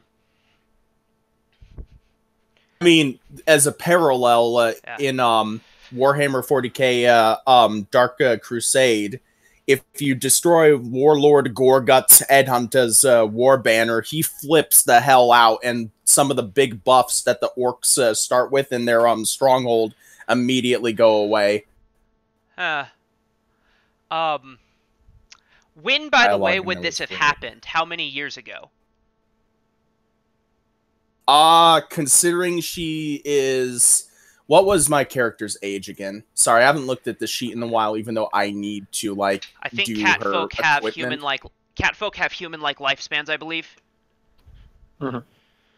But yeah, I labeled it I under would be 19. careful as well with drawing too many parallels between 40k and Pathfinder, because in 40k the orcs are a fungus, and magic is, as long as you believe in something, it happens. So it's Comparing it for the purposes of thematics, not to actual, full-fledged. Yeah. Well, yeah, but the banners in 40k is the orc magic of as long as enough people believe something, then it'll become true. If they paint their ships red, they go faster because they are red, and everyone knows that red goes faster. So I was mentioning in Classic Monsters Revisited, which is actually, it's technically a 3.5 book, but I'm counting it. Every orc tribe has its banner. Like, they might have their standard painted in multiple different places, but each of them has the banner that is their tribe's one banner. And in the presence of it, they get a morale bonus to attack rolls and will saves against fear effects. So, that's what I was mentioning. So they do get a mild but not negligible buff.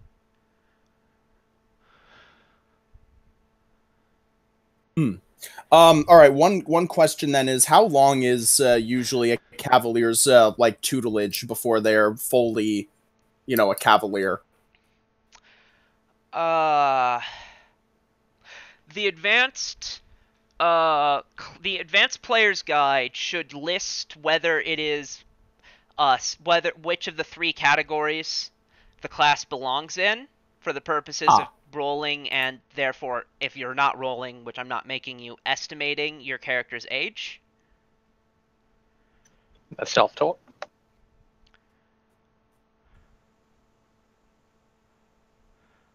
So, same as a fighter or paladin or bard or what have you.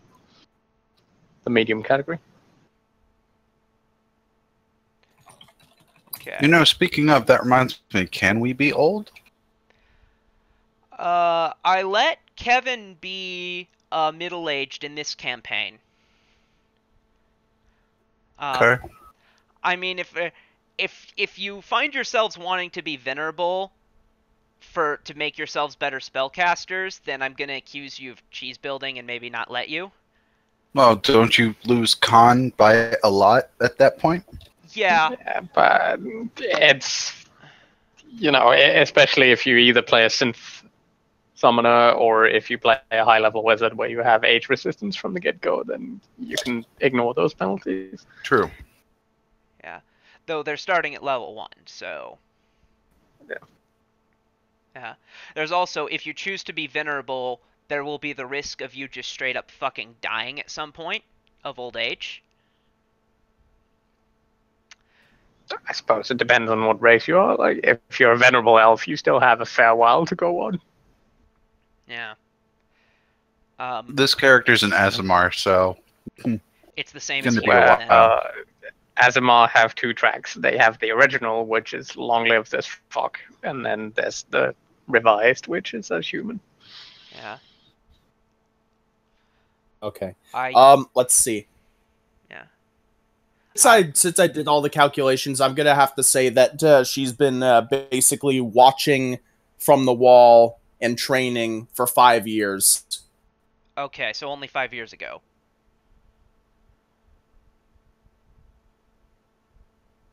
I mean, Yeah. Venerable Elf starts at 350, and you add 40%.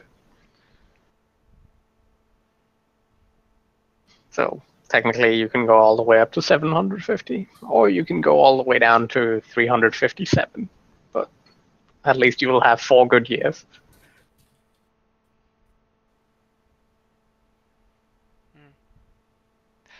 I actually thought elves lived even longer than that. They do in classical D&D, but yeah, it's a bit up and down depending on which book you read. This is a bit. If you I go feel by like Elves of Galorian, then they are technically immortal. the way that's presented in most of the common age stuff, it kind of feels a bit more like Elder Scroll elves. Like they live a really long time, but they're not completely immortal.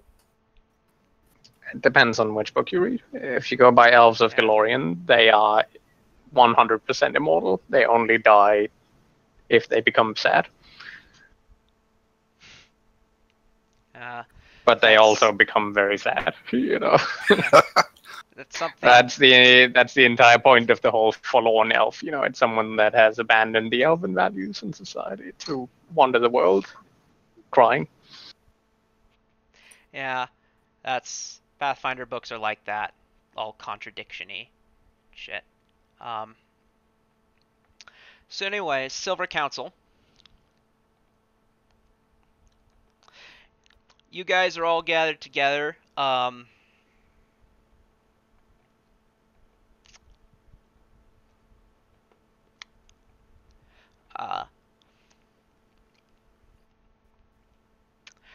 So at the beginning of the council, is there anything you guys want to say? Well, I'll welcome everyone once again to wherever the fuck we're holding the meeting this time. Yes. If we still can't have it in the base. I don't know, the coffee house, I guess.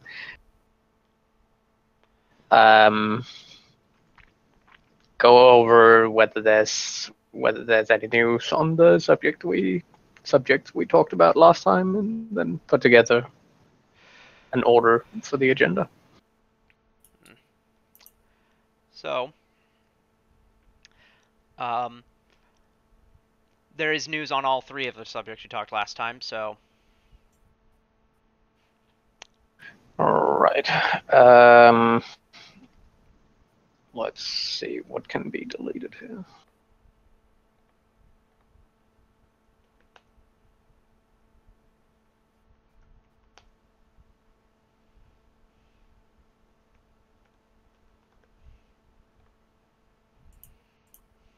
You said you had news on ally with Via. I'm guessing that is.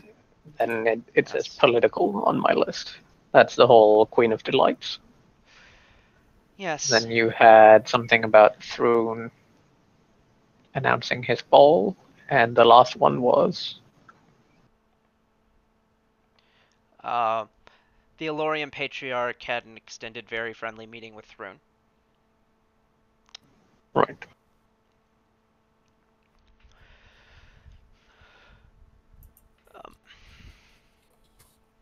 So, if you guys are dictating the order, then go ahead and pick one.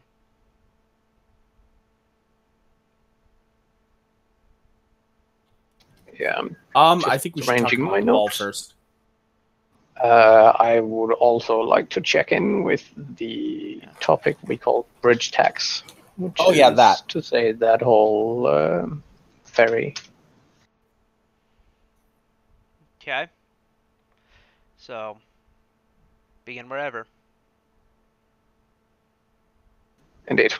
Let's start off with the masquerade ball.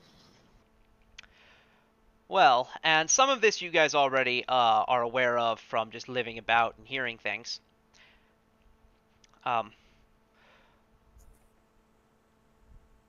Barzillai Thrune has now officially announced the Ruby Masquerade, announced a masquerade party called the Ruby Masquerade, Roll Knowledge Local.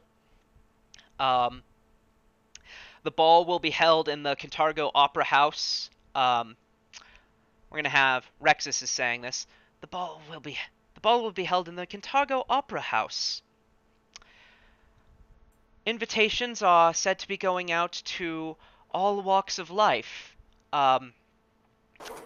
Katerin is aware that, and I'll give it to Marco too, and Darby, of course, that masquerade balls are actually a substantial tradition in Cantargo, and there are a lot of things associated with them, a lot of little traditions, things like the Dance of the Damned, after which this module is named, is an event that traditionally takes place there. Basically, the way they work is it's a masquerade ball. You show up there in a mask, some animal mask or whatever. You do the entire party in the mask. You maybe develop friendships and relationships and rivalries with other people while there in the mask, not knowing who they are. And then at the very end is the unmasking ceremony, where you all take your masks off and get to see who it was you were bonding with for the last couple of hours.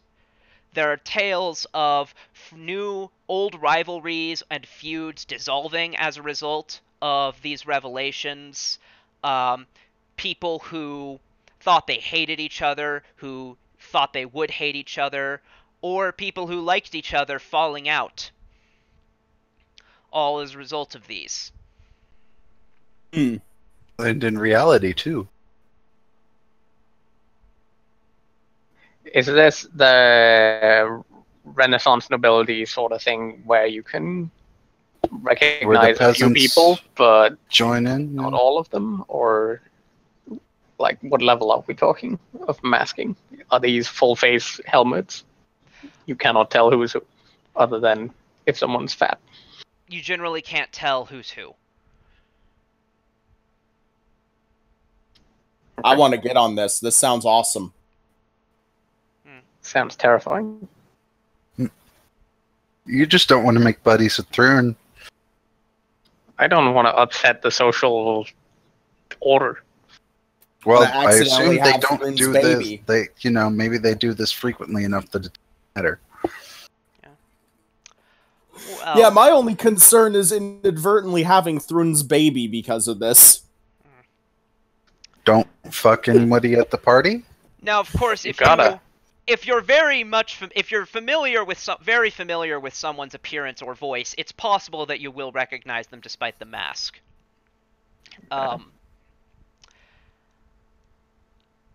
That said, all of House Vashner still, including you, Marco, and your father, have already received invitations. Katerin has received an invitation, though the rest of House Delrange have not yet.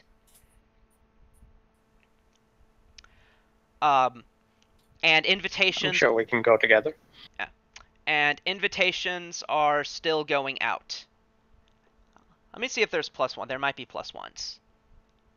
I would expect as much. Yeah, as would I.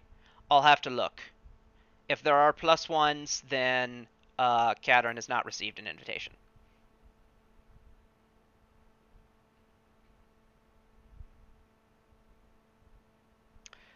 Hello? Yes. Hello. Okay, I suddenly stopped hearing anything, so... Oh, No good. one said anything. So...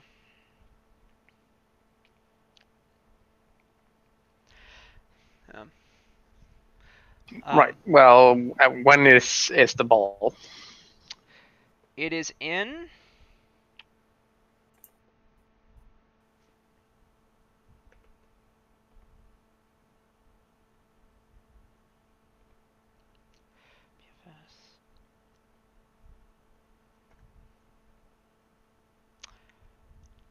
a month.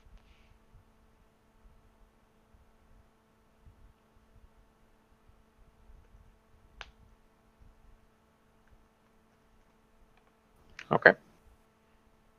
Week 24 is when it is scheduled to occur. Okay. We need to steal enough invitations for those of us who haven't gotten any, and enough for one team.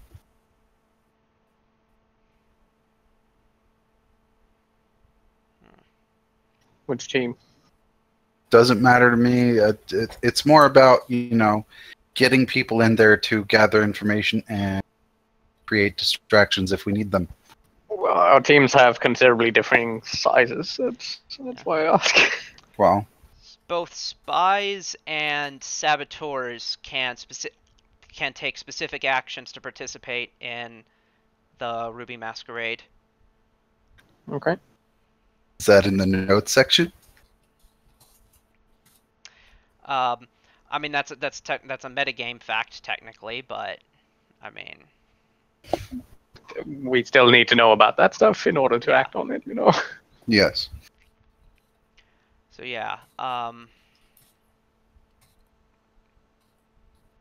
Because if you want to go take a look at that shit under the Opera House, you may or may not need a distraction in order to do so. Hmm.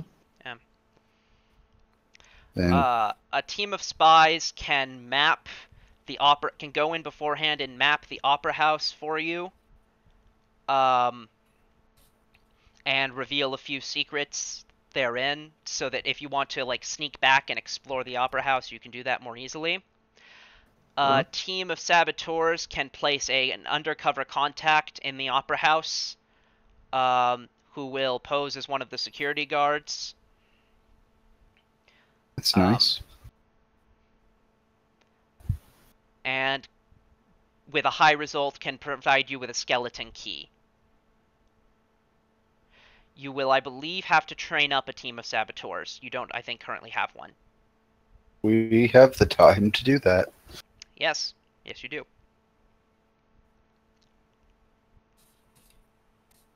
Well, wasn't that the thing that one of these was one word in one place and another word in the other place? Or was that the Yes. spies? The spies were the smugglers? That might be. It might be. I think it might be that the saboteurs are the smugglers, depending on where you are in the. In any case, the sneaks. Outlaw, no, sneak, thief, saboteur, and spy are the Yeah. ones in the text. So you have sneaks. So if you upgrade them twice, Yes. you will have enough, and with 2 rebellion actions, you'll be able to do both of those things.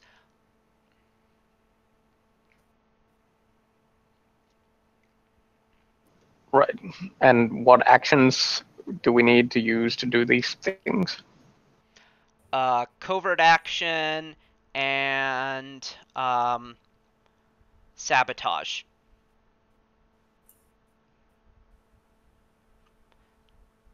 So covert action being what spies do, and sabotage being what Yeah, I got.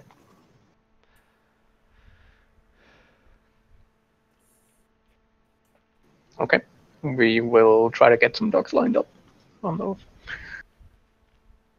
Okay. Let's carry on to the next subject. Noble houses.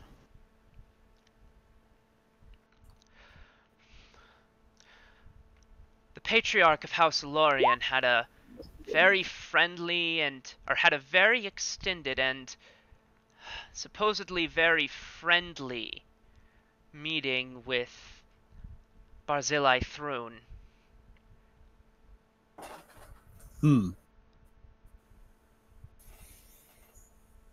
A potential issue. Unless they're meeting with him to formally approval or something like that, but I'm pretty sure that's not the case. I'm pretty sure that's also not the case. Well, I'm also pretty sure that's not the case. Do we know what the outcome was? You say friendly, but have they made any arrangements? They were talking to each... As Ilarion left the opera house, Laria speaking, they were having a friendly conversation, but no one was inside the meeting to see what was said.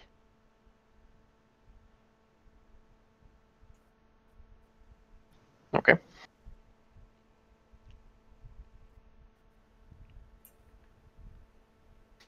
Let's try to get out in front of him and scoop up some of the others. So we should approach Olamaxa and Jaltero.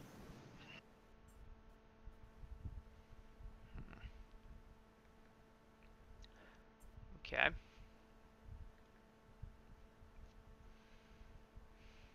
I'll see if I can arrange meetings.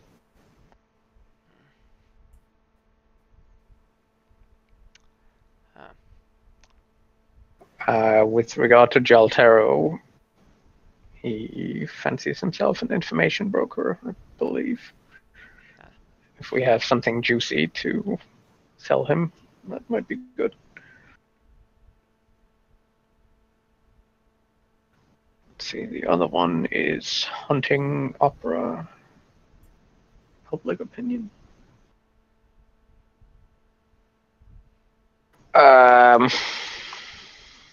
I am not a skills hunter. And I'm guessing none of you are either. Smash things. Yeah, it's not exactly the same thing.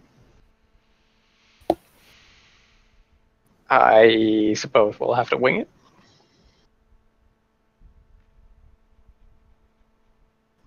Maybe the opera aspect can be turned around since Thrune has shut down the opera house. Yeah, it seems a little bit. I honestly think there's kind of like a connection with the fact that since it's going to be like, did we say that it's going to be opened for the ball? It will take the ball. According to Thrune's announcement, the ball will take place in the opera house. It seems a little bit suspect that it would be closed down so long, only to have it opened for the ball. So while it may appear like a really good publicity stunt to make people happy up front, I feel like the fact that it's been closed down so he's long, been living there, right? Yes, he has been living there. Which makes He's me just think taking that it over as an estate of sorts, you know. I mean, other than taking it over as an estate, I'm thinking in the vein of what if he's outfitted it with something? What if he's done something so that way, like, there could be like some really sneaky shit going on during the ball, like is that not the point? What if of he's sending going in the to? team? We'll have to double check it, but I just had a really horrifying idea. What if during the ball he starts replacing people with like demons and shit? That's very okay. That's a bit tricky to do on the low-key. Just like it's a big place. You could potentially seclude someone in a room, and then oh hey, the succubus can take their form. Yeah, but Boom, if he's just slap the trying to mask kill on them. everyone, then he could lock the doors and kill everyone. I'm sure that he probably will do something a little bit over-engineered. That's Nah. just my gut feeling. This guy's a low Anyway, effort motherfucker. let's continue. I don't know. I can see a lot of plots playing out, but there's nothing we can really do about that without information or access. To make a Has the brony supporter the money convention to do turn their something that head. big anyway. Right. Let's go to regional support for the Silver Ravens. We have accomplished a third of our goals in this regard. We've secured the alliance of the Akasazi through curing their supernatural illness at the Drowned Eye. You mentioned there being an opportunity in Vire. At the end of this week, so this is going to be Hedeman Hayes speaking.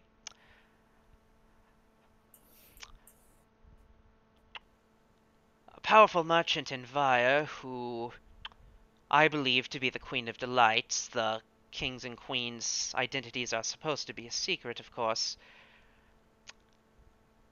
She holds a monthly banquet. If you want to secure an alliance before the masquerade, this would be your best opportunity.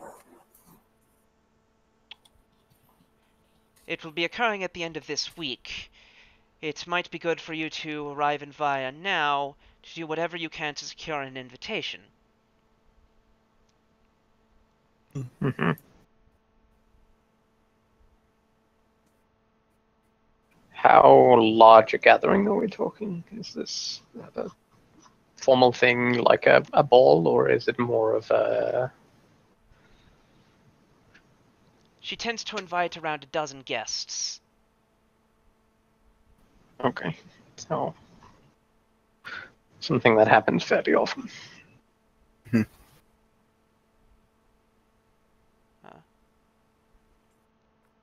So excluding our intervenement, there's fairly no chance of instability from that.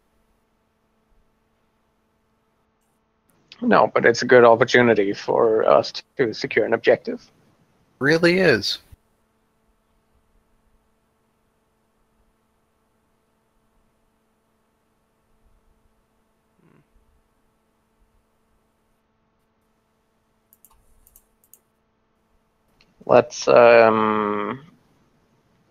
Let's get back to that one at a later time. Yeah.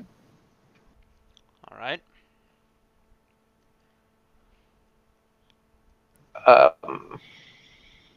Ferry service, bridge tax thing. We were to investigate the ownership of the Thrashing Badger plot and build a ferry service in conjunction with the Jarvis family. Has there been any progress on that while we were gone? So when it was burned down and when its owner died in the fire in question, he had no heir, so the ownership of it automatically fell to the state. But House Jarvis was able to acquire it. Okay. Construction has started. It will, of course, take a while.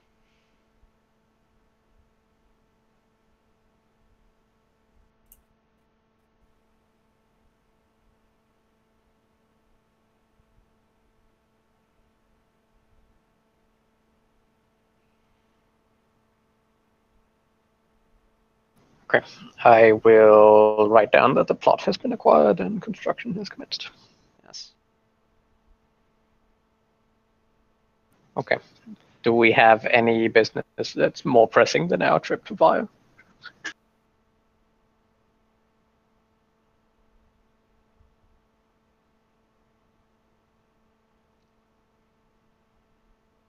Take that as no.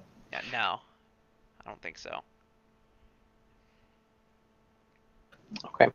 The last outstanding here, I think, is Lord Mayor Julius Vanilius, Octavio was to secure materials for scrying. Ah.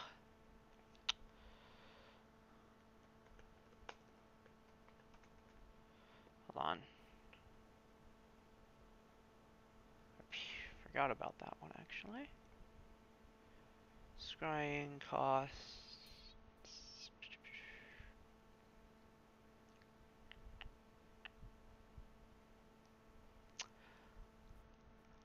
1,000 GP. So, um, that I'm gonna say that would need to come either from one of you or from the Rebellion's coffer. He cannot just summon that. Sure. It's a focus, though, right?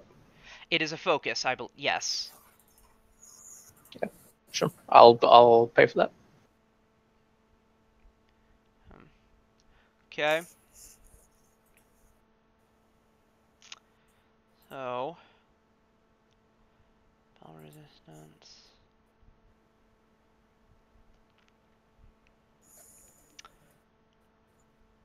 So,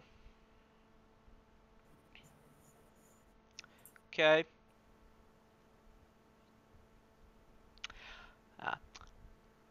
Who is going to cast it?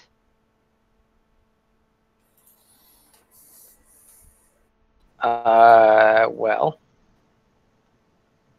we're not level 9 yet, so Kevin can't quite, but I can, because it's a 3rd level bot. Is it on your known? It is. Okay. Picked it up when we dinged level 8. Alright then. This will be interesting.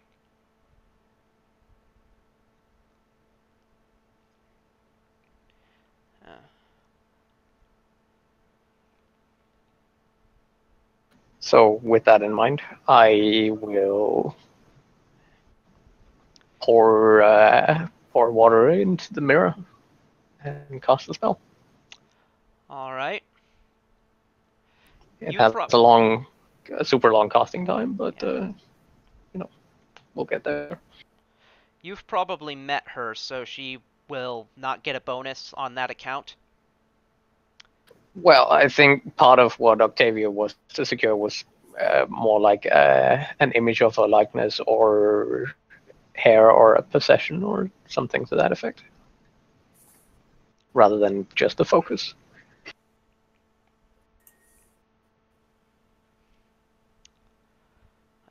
The ones that give penalties to the save. He has been able to secure a likeness.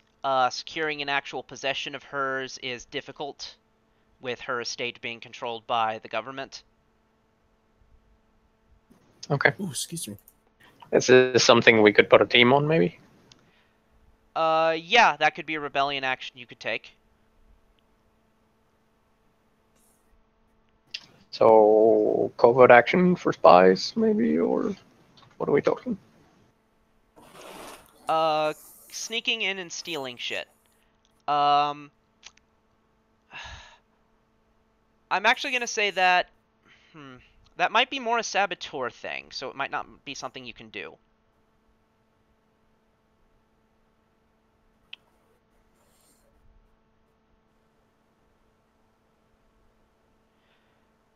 Because I think in general, spies sneak in and come away with information.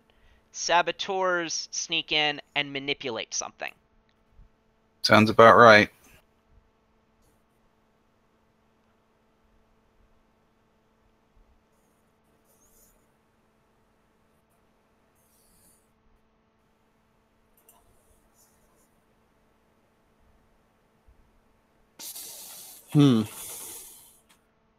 Though, All right, I think. Do we know what the invitations look like? Yes, because a couple of you have one. Do they have their names on it? Yes. Well, that's significantly more difficult.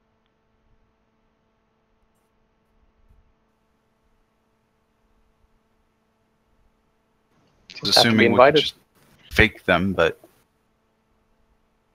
What it is it's a piece before I talk out of my ass, let me check in the actual module. Um,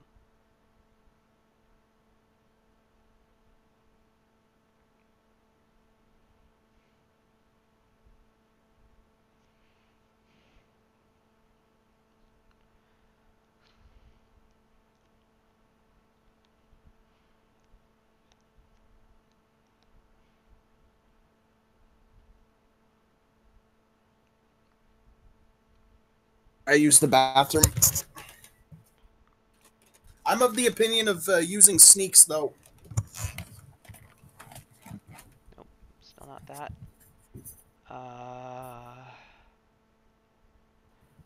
Motherfucker.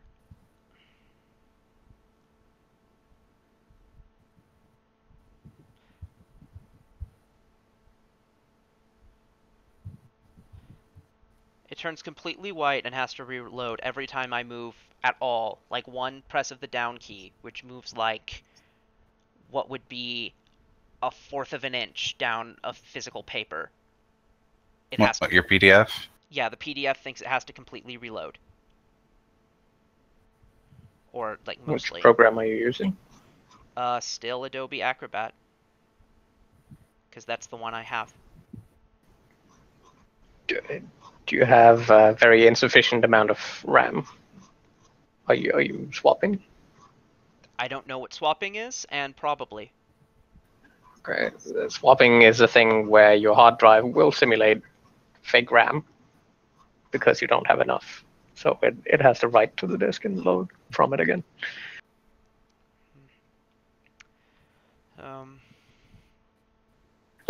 I'd recommend trying out with Foxfit Reader. See if you get better results there. Yep.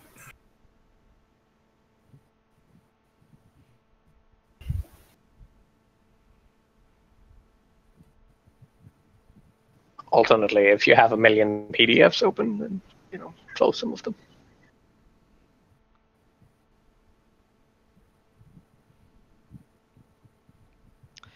Okay, so, actually invitations do not have names on them. I am wrong. Cool. Let's just fake a few. Okay. You got linguistics? We have a person in town that does that for us.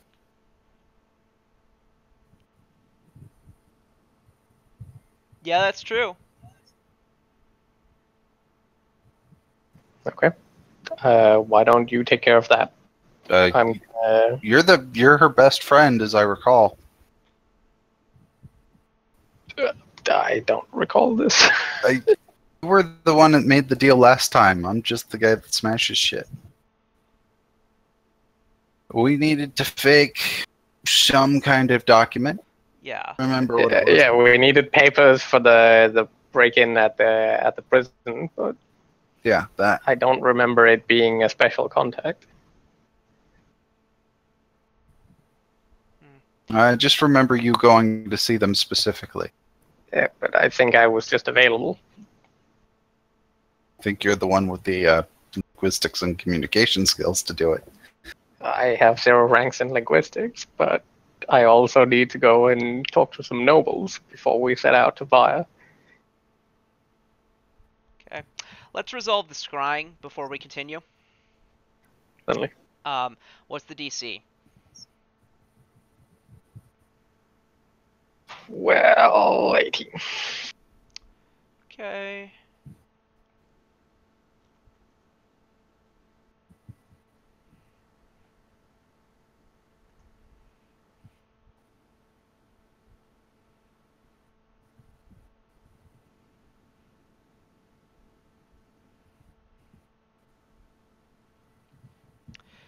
You have a depiction as focus, so that gives them a -2.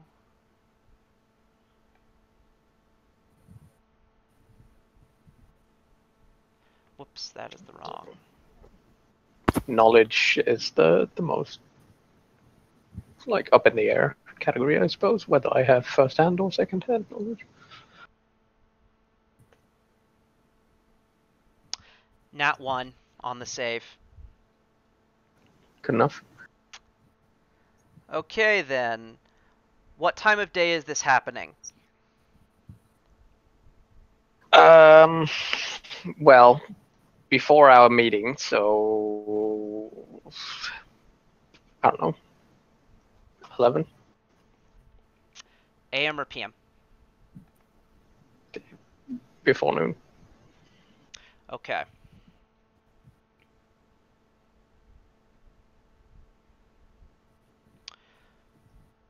Oh. As a curfew on, you wouldn't think that everyone might walk around in Kintago after dark. This is a dangerous city, after all.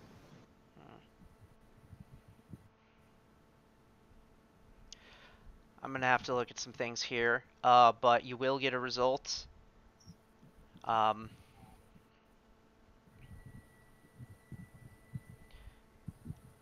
Get to the actual space where she is.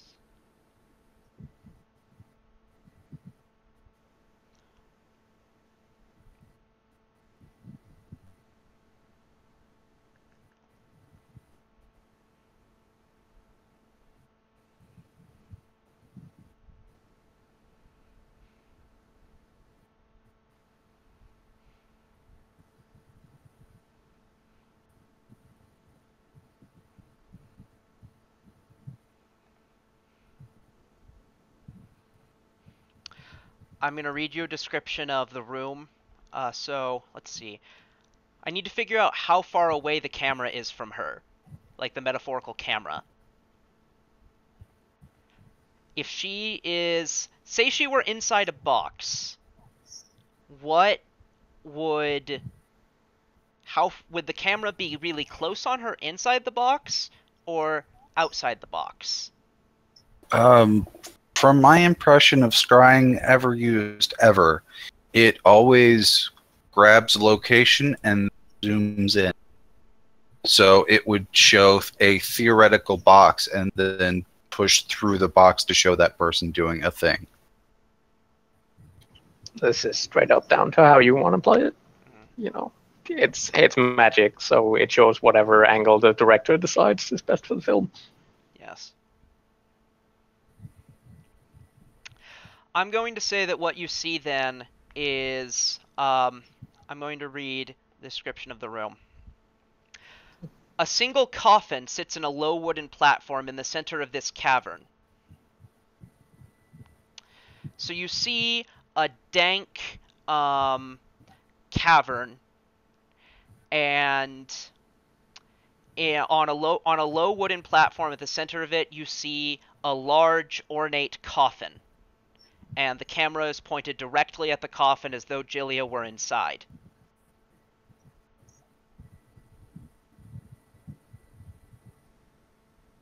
Okay.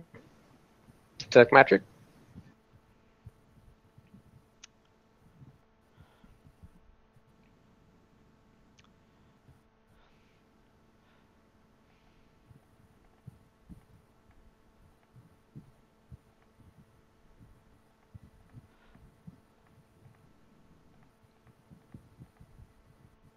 If you please.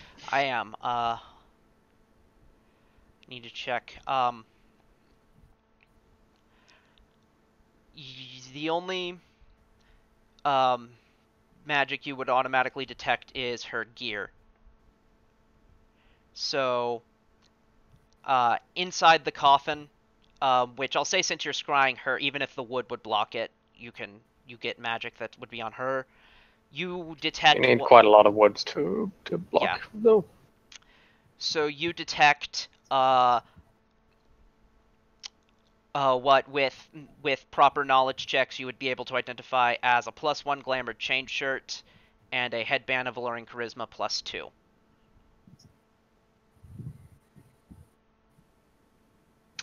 Okay, but no active spells per se.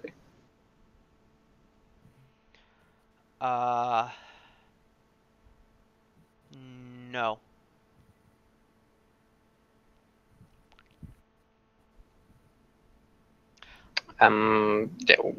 Remind me, what does the room look like? It's a dank cave. Um, it's pretty much dark. Um, in fact, it is completely dark. Um, and in the center there is a coffin, a wooden coffin on a slightly raised platform.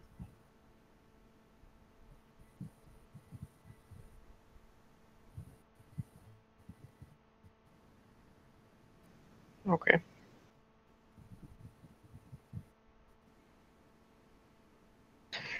Well, yeah, I don't know how to gain any information from that. Is she moving ever in the time that I look at her, which is 8 minutes? Roll perception.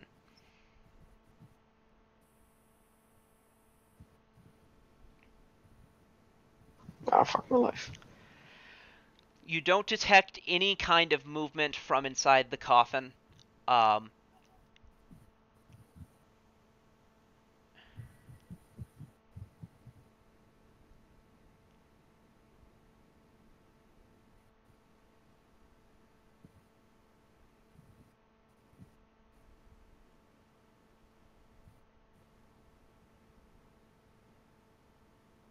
Okay.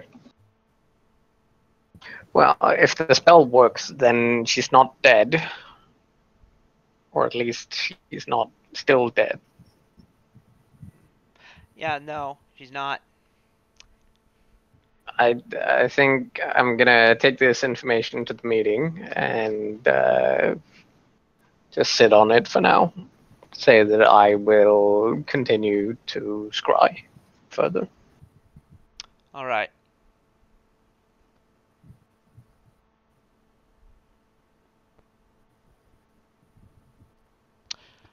Do go ahead and give me a knowledge religion. Sure.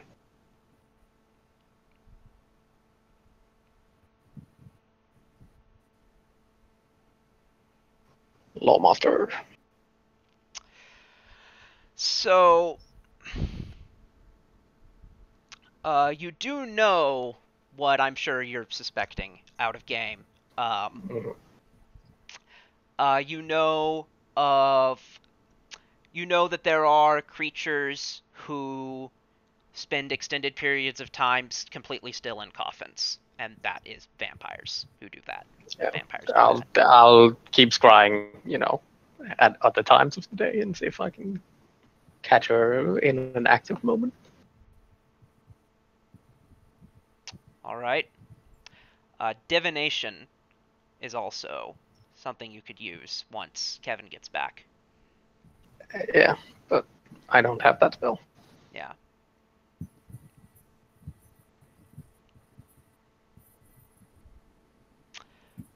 All right, I'm back. We don't know you've gone if you don't say so.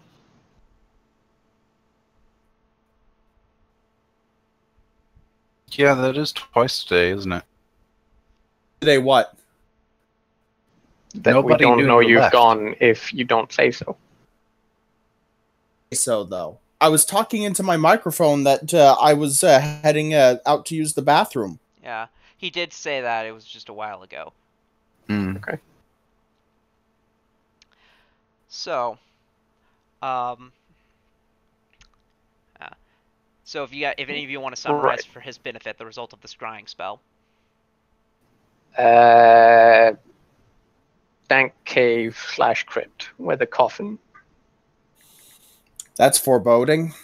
All right. What could we tell? What the surround were there any like marks or anything? Nothing No. identifying so far. Yeah. All you know is that there was a dank cave with a coffin, and the position of the scrying camera implies that Jillia is in the coffin.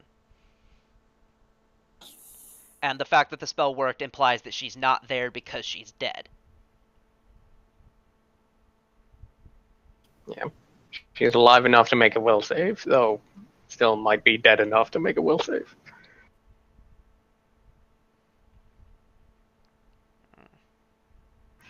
Okay, so we have 3 objectives at present. Secure invitations, secure noble houses, and travel to Via. Right. Anything else we need to touch on before we conclude the meeting? Not that I can think of. And no one has seen the alchemist woman. No. Okay. In that case, I will conclude the meeting. All right. See you next week. Try not to get captured by Throne. Always do.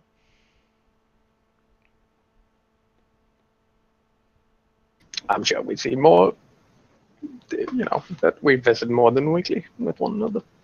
Yeah.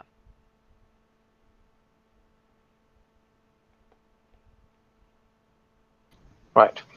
I would suggest that you two head to the Forger, because I have no idea what the personal relationship would be, since I don't remember. The personal relationship is that you met them before. You didn't. There. Okay.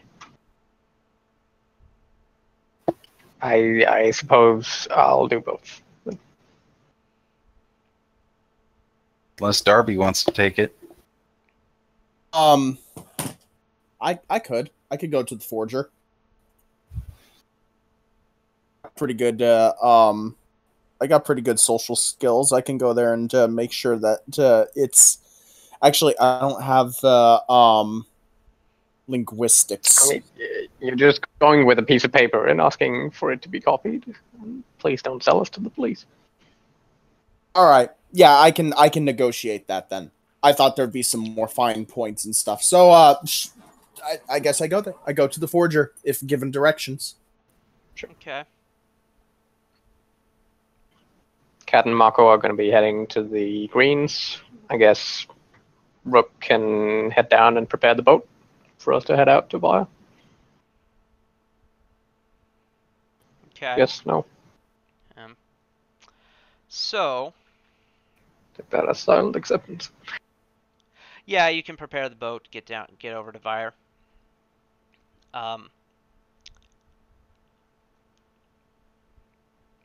Is there anything you want to take?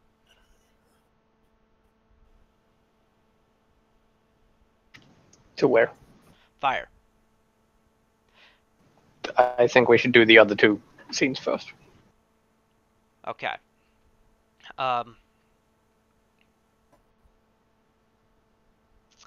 So,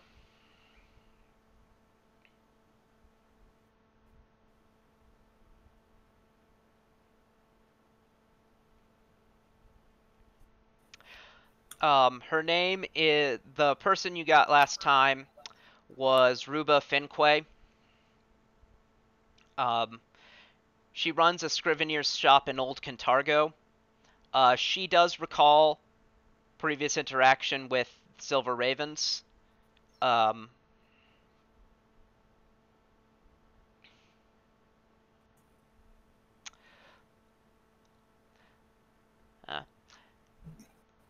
Noticing, so she sees, okay.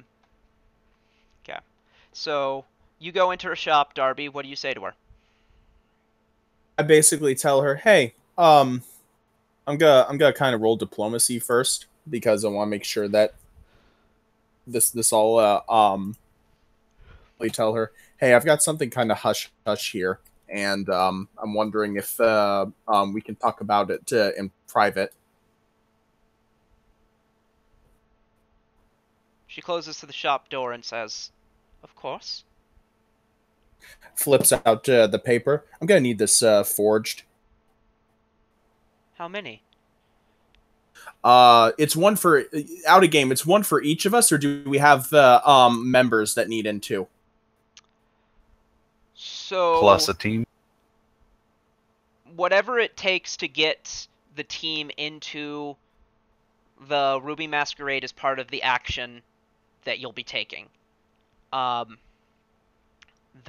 rebellion action you'll spend either sabotage or covert action. You as for the actual invitations, basically you need one per person that you intend to Okay. bring. You know, I just had an interesting idea. And I'm sure it'd get more expensive as we go up, but what if we, like, 50 of these fucking things, handed them out to random people around the town?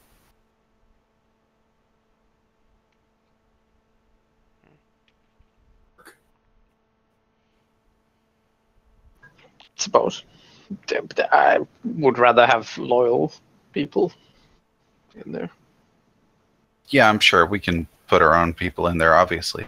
Like, you know, on top of random poor people, medium rich people, you know, just fucking up the whole thing.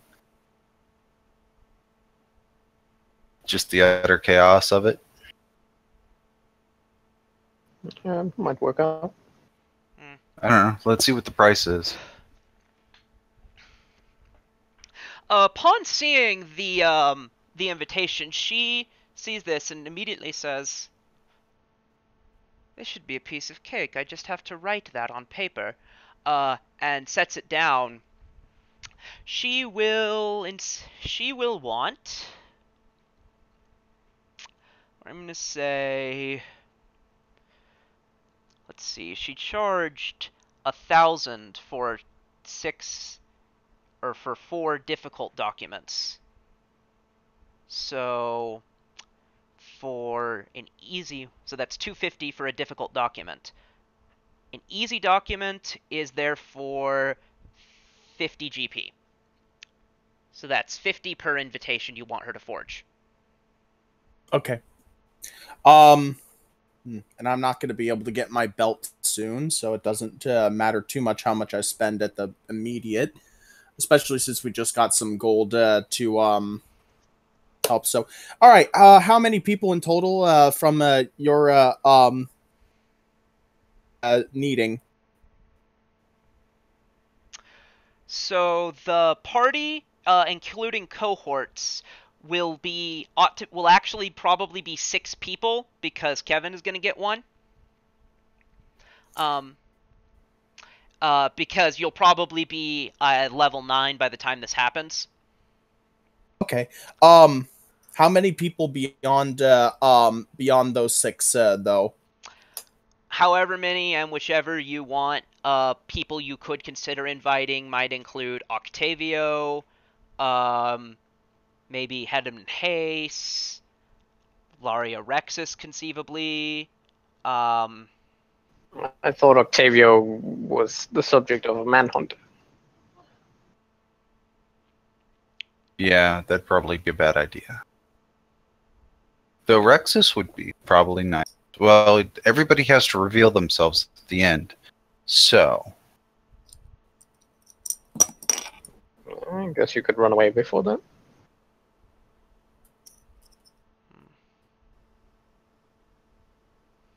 So for the primary 6, that's 300. So we need to figure out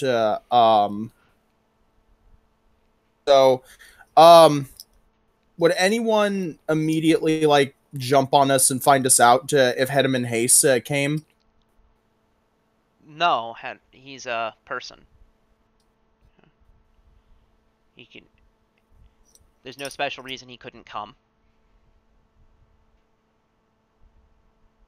I think giving him a little bit of a a fun night out might be nice for him. So yeah, I'll get one for him. What were the others that we were considering? You could do Octavio, though he would have to find some way out of the unmasking.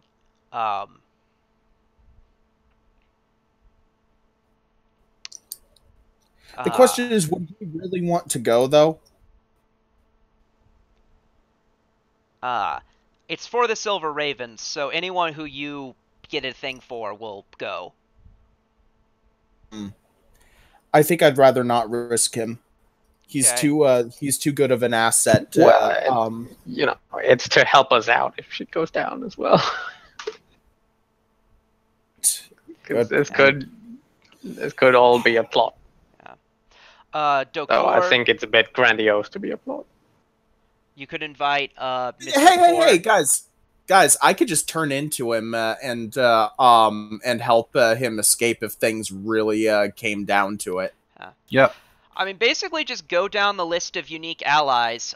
Captain Sargoda still can't come in due to due to the one thing. But Malari Dokor could come in. Hedman Hayes could. Does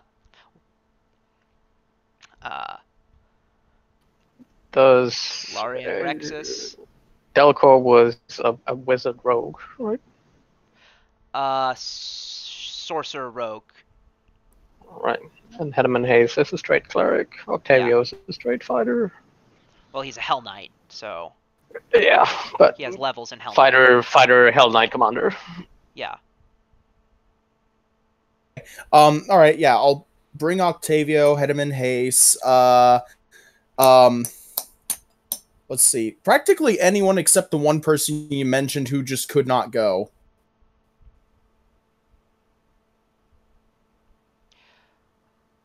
Is that going to be? Anyone can go. It's just a matter of whether they can leave again. That one person that you said would. If we send our entire organization into this opera house, though, I think he's going to close the doors and slaughter everyone. Is the issue. Point. Which I really don't want to happen. Since I could cover for him, Octavio's a must. Hedman Hayes, it has no notoriety, so he's a must. Part of my ambivalence on the subject is that I think it could be a distraction to lure us away to attack our hideouts if he has discovered them. If you bring that up, if Marco were to bring that up, who'd want to stay in that case?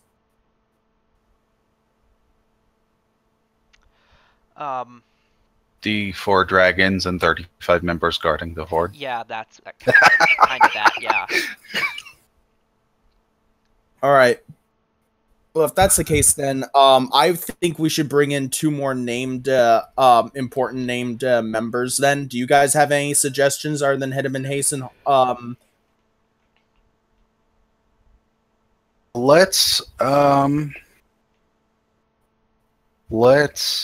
give the guy that owns the bar an invite, and let's give him like 5 or 10 invites to pass out to. Which he bar? knows. The tavern called that the fairy dragon was from. Clench Jaws? Yeah. Yeah. There's also you could bring the person who owns the Tooth and Nail. She could That's come. the one, Tooth and Nail, not Fist and Go. Tooth. We'll do those 2, and then like 5 random invites. Okay. random invites apiece? Can do that. 1,000 gold for invites. I like that. Myself. I slap. You don't have to. I'm doing it because I have. Basically, I want to play into the fact that my character has the renowned vigilante talent. Okay. Let's spread some good word. Slap 1,000 gold on the table, and I give her 50 for personal reasons. All right. She hands back 21 forged invitations.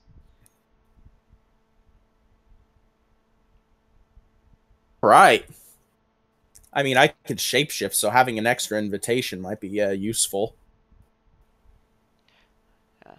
You should shapeshift into random noble NPC that's really self-important and egotistic, and go in first. I could also do something really, really rude and nasty if I really wanted to. I could completely and utterly people if I could turn into them. and like get like something to have their mask, I could just start defaming people if I can figure out who they are, which would be great. But that's going to be dependent on if I can actually pull that off. So I'm not going to worry about it too much. We got our invitations. I'll bring them back. Cool. Yeah. Right. So while you're doing that, I'm having a meeting with the Olamax. Yes. All right then. These guys. I don't know how to pronounce that name. House Alamax. That's the opera one.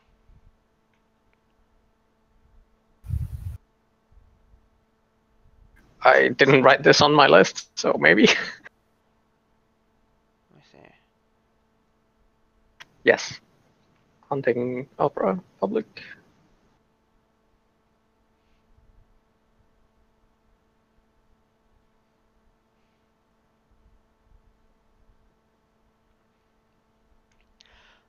All right then.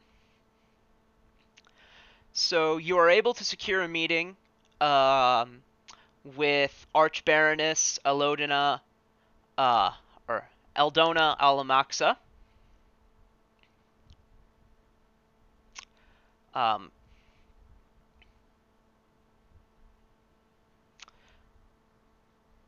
Let's see, G10, so it's just across the street from my home, I suppose. Or just across from the Delrange estate. who all comes? Just Barco and Cat. Okay.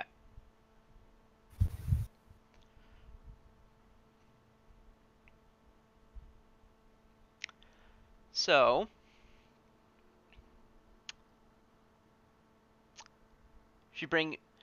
what do you say while inviting her to the meeting? Is there anything you want to tell me about? Like in the invitation or in the proposal for a meeting? So what would she already know about your intentions? That's a good question, because I have no fucking leverage. I would like to invite her to discuss the future of Kintargo in these volatile times. Okay. And we'll leave it at that for the invite. All right then. So you're able to secure an invitation with her. As you go into her, as you go in to her audience chamber, it is her audience. Actually, you go into a large dining room. It's not a back room. She's just bringing you into her normal dining, like her straight up house's main dining room. There is no one else in there, however. She invites you to sit near the head of the table with her. Okay. She, the entire time, has a poodle in her lap. As soon as you enter, the poodle starts barking furiously at you, and she pets it swiftly and says, "Calm," and says, "Calm down, Harakula, calm down." And with some effort, she's eventually able to get it to calm down, though it's still eyeing you unfriendly and gives you like a snarl. Nice dog. Roll handle animal.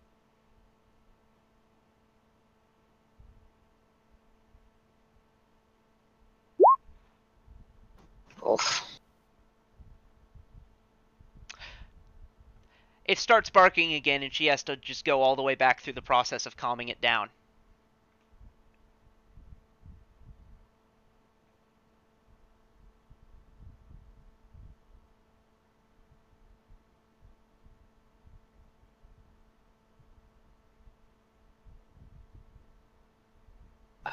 Right. Well, I'll give her a few minutes to do that while taking place alongside cat Yes. at the table.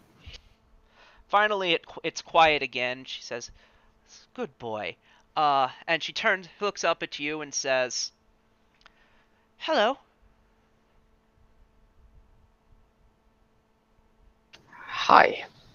I'm not sure if you know us. My name is Marco. You This know, is Katrin. all of you know you and all of the other nobles know each other.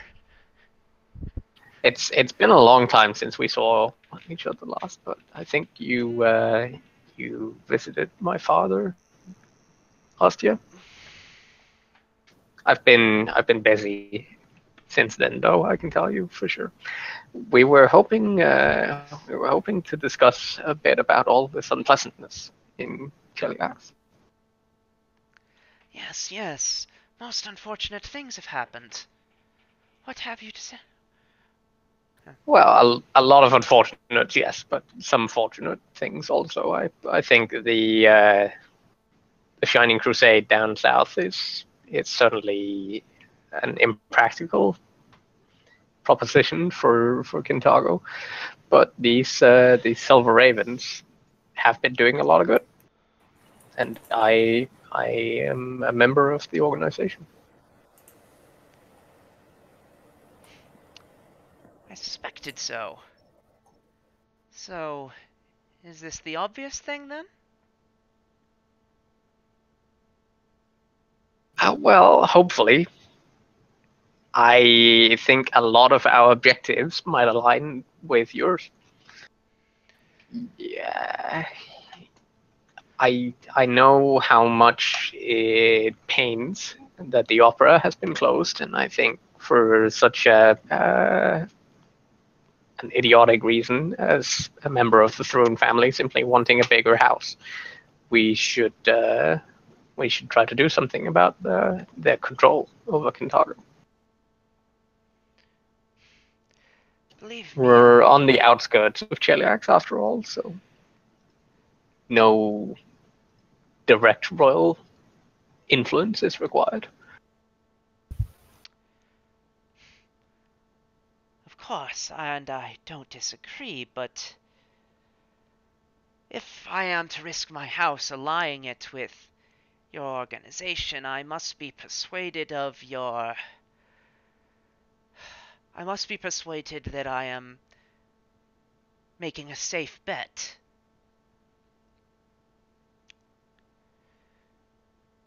Well, I can tell you that we already have several strong families in support of the Silver Ravens. There's no means by which the Thrones could oust us all. They would simply have to burn the Greens. You have two. That's me talking out of character. Yeah, but she doesn't know that. Roll bluff.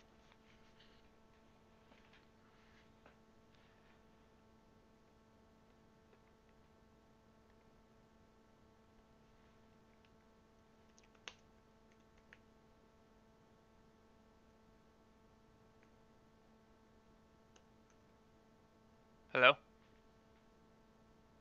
I did There. Oh, there it is, yeah. I see. You already have several. I see. Well, I assume your own house, and I doubt Miss Delrange's. Who else? I'm not going to make you make a new bluff check to answer that question. Well, we've got a construction project going with the Jarvis, and I've approached the Gelteros with some ideas. I'm certain you know of the tragedy that befell the Victor Cora house, though an heir still survives, and he is a member of the Silver Ravens. I see. Out of curiosity, As much as the Delronge family aligns with Throne, I'm certain that they'll come around, given see, enough pressure. don't know that I share that optimism, though perhaps after he is ousted. If I may state my personal curiosity, I've heard rumors of the singer Senshin being aligned with you. Are they correct? Shenshin is missing, I'm afraid. Though we're making every effort to find out where. I see, I see.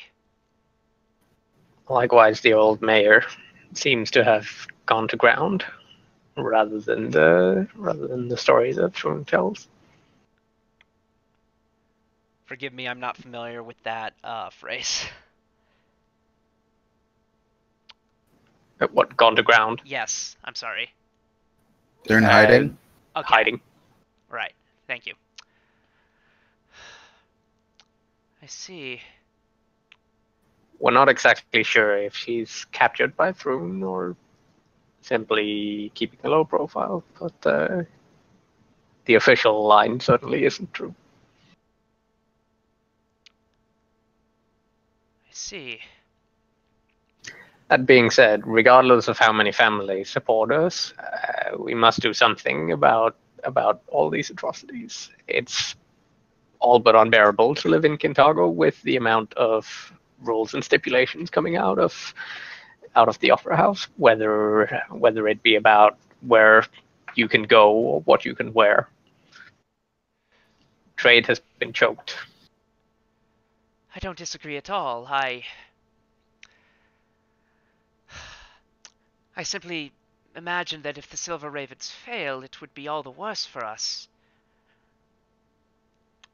If you could impress me somehow, show me your mastery over something of import or interest.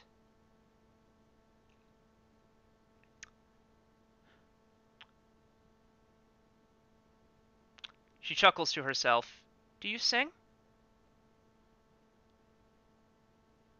I usually play. Cat is the one that sings, though we haven't performed together in a while. Poetry is my strongest discipline. I see. Though I will support a performance. All right. Roll her check. You can inspire competence. Yeah. So we're gonna do a couple things. I am gonna summon a guitar and play, basically. Inspiring competence.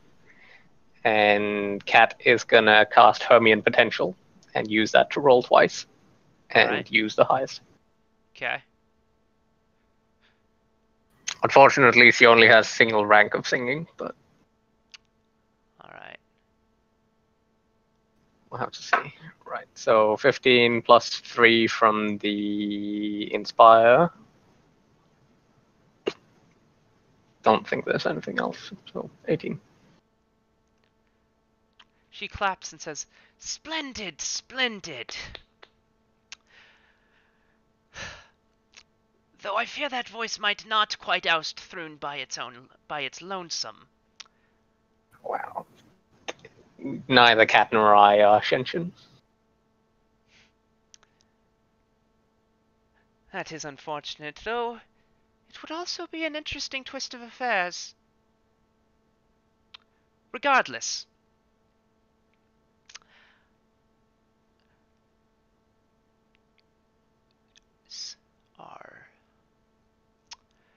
Regardless.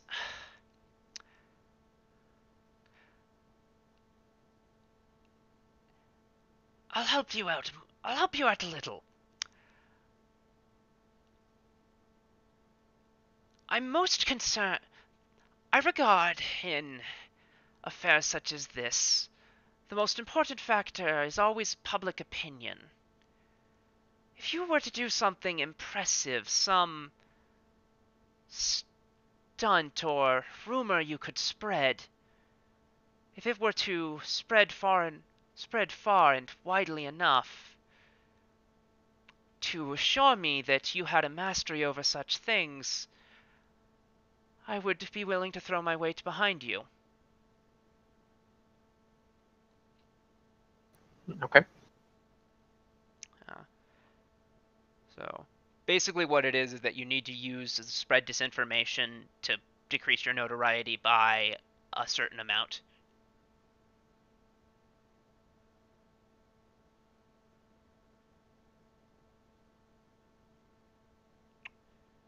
So yeah. Okay. We will set our best people on this task. Give us a week, and you'll hear news, I'm sure. A week is yours.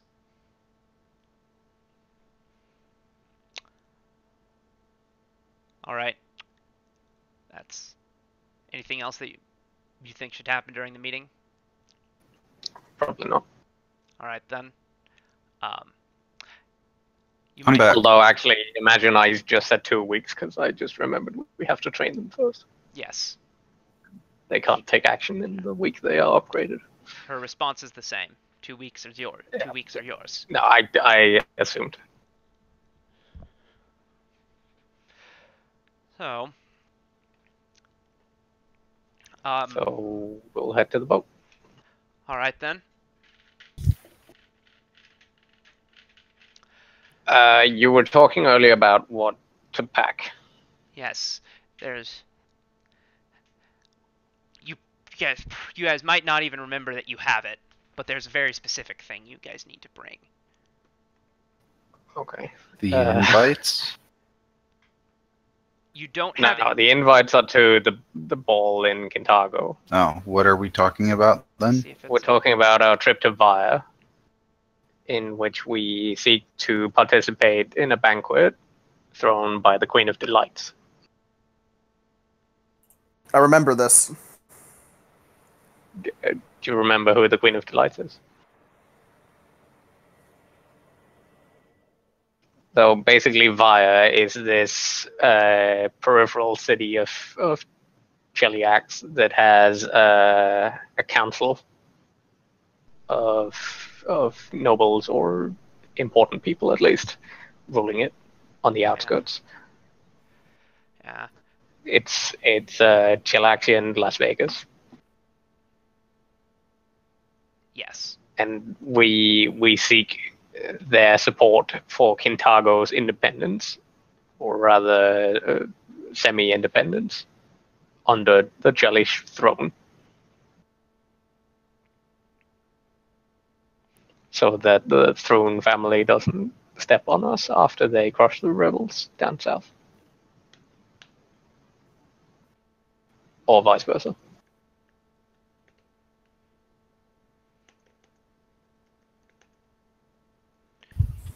As far as what we need to bring, I have no idea. Okay. You might check party items. See if.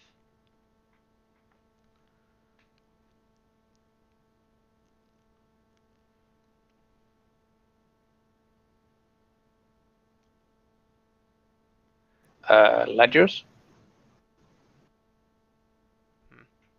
That's the ledgers, maps, and papers from 100 years ago.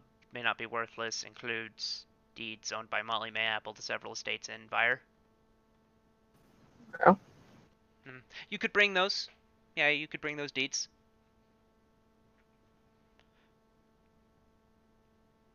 Do we know who Molly Mayapple is? Probably not. I'm guessing you found out what these are in the time I didn't participate. Yeah. I mean, that they are. We found them up in the offices Yeah. in this base, right? I mean, they're yes. from Yeah, up by that's the those. pool. Yeah, you just have to read. You just reading them reveals what they are. Okay. It was just a matter of working through the stack to find them.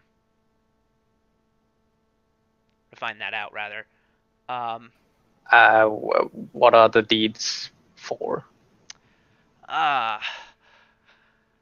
They're for some very rather lucrative estates. So when you found them, they were. Let me get that information first.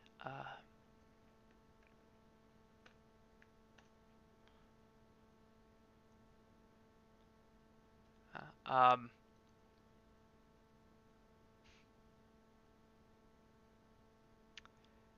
let's see. One particularly interesting. So one of the ledgers you found was a set of deeds for a number of warehouses and waterfront buildings in Vire that name Molly Mayapple as the legal owner. Other notes that are with the ledgers indicate that the deeds are stolen, and that the Grey Spiders intended to use the deeds to blackmail Miss Mayapple. A bit of particularly interesting text is written in Tian. Reads, can any of you speak Tian? Nope. Got it. Rexus casts comprehend languages. At some point in the past months, this has happened. Mayapple may be a fellow rat, but that doesn't exempt her from being fed on by a spider, the note says. Foreboding. Any idea what this means? Rats and spiders, as far as organization memberships. Well, the Thieves Guild in question was called the Grey Spiders. As for rat, you don't have any information to know what that means.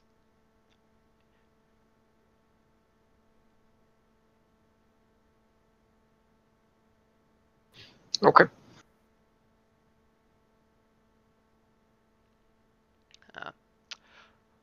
Well, we should bring that, and if we're going to a fancy party, we should bring fancy clothing.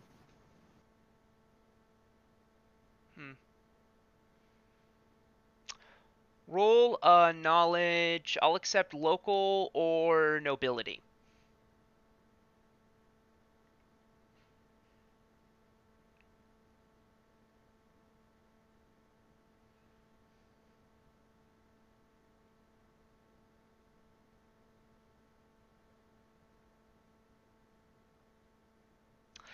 So, Marco, with that knowledge local, you know that fashion in Vire moves at a lightning fast speed and is local. So you might want to do if you would spend money on clothes shopping, you want to do it while physically in Vire. Okay. I suppose we'll do that then. Excuse me.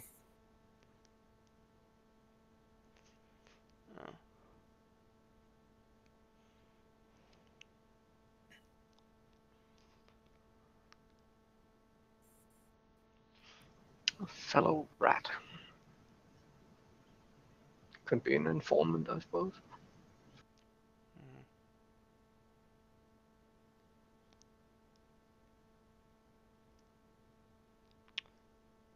Okay.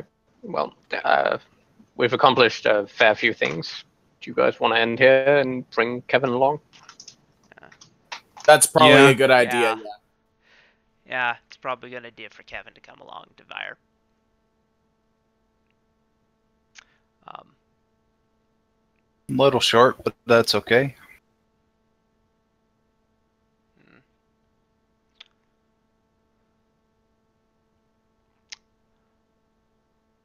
How big is Vire compared with Kintargo? I think they're similar.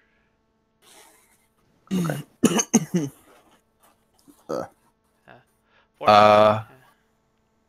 Being in Fire, will we be able to buy things? Is there shop Yes. stuff that you'll be rolling? There is a list of as long as Kintargos.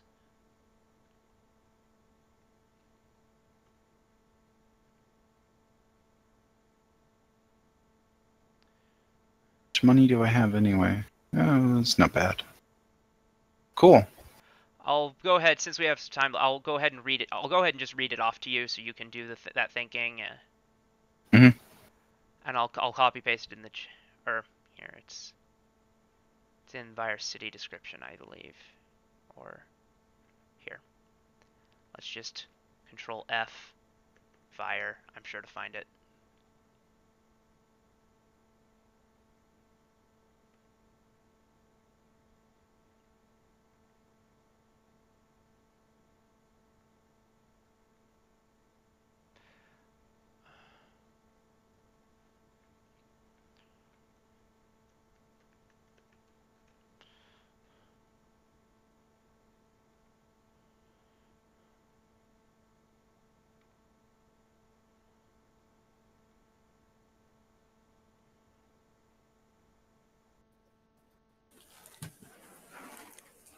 All right.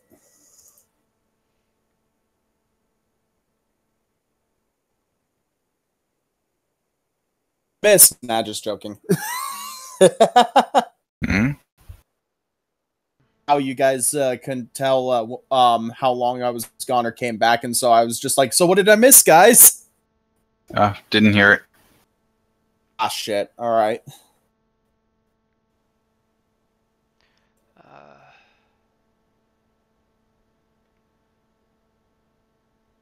Oh yeah, that's what I was going with. Right? That being said, looking over the market, I think perhaps we should consider buying the Wand of Magic Circle against Evil. For the ball, yeah. Well, much is more it? for the mind control. It's 4,500. Damn. Expensive. Yeah, but the thing is, you know, against the aboleth, you guys got dominated pretty easily, Yeah, and we that have no wasn't counters. anywhere near a hard fight, so...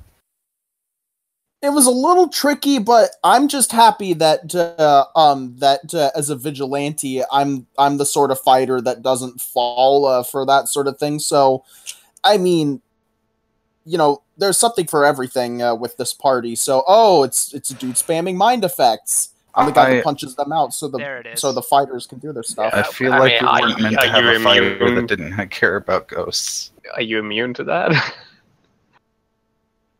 No, We'll save is he has a fucking goodwill fantastic. save as a vigilante.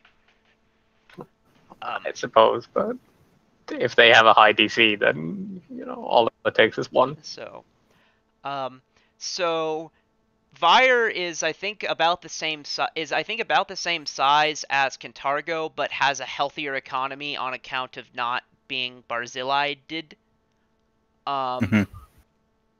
So there's I'm gonna go ahead and just copy paste the list of currently available items. There are quite a few.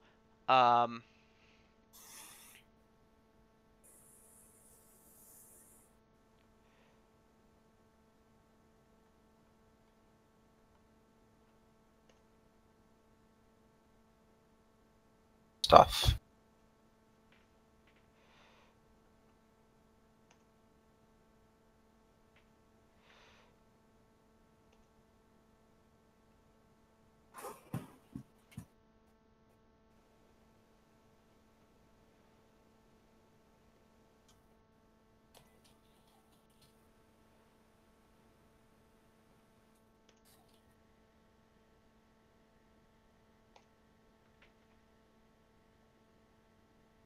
Formatting, yay.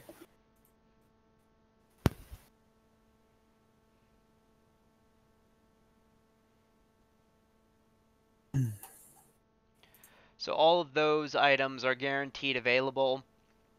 And then other stuff, you know, normal rules. Yep. Do you have a stat blocker on the city? Yes, I do. Can I see it? I could take a screen cap of it. It's chaotic neutral, large city.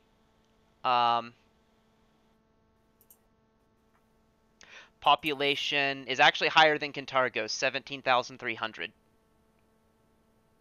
I'm mostly interested in base value and spellcasting. Spellcasting is 9th. Okay, So anything.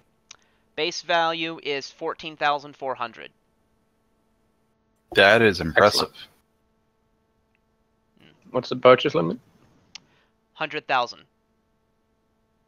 Yeah. Okay. So this is going to be where we equip ourselves in the next while, if we can't get it in Cantargo. Yeah. Depends on how long we're going to be. Even after we leave, you know, it's an excellent place to order equipment from. Yeah.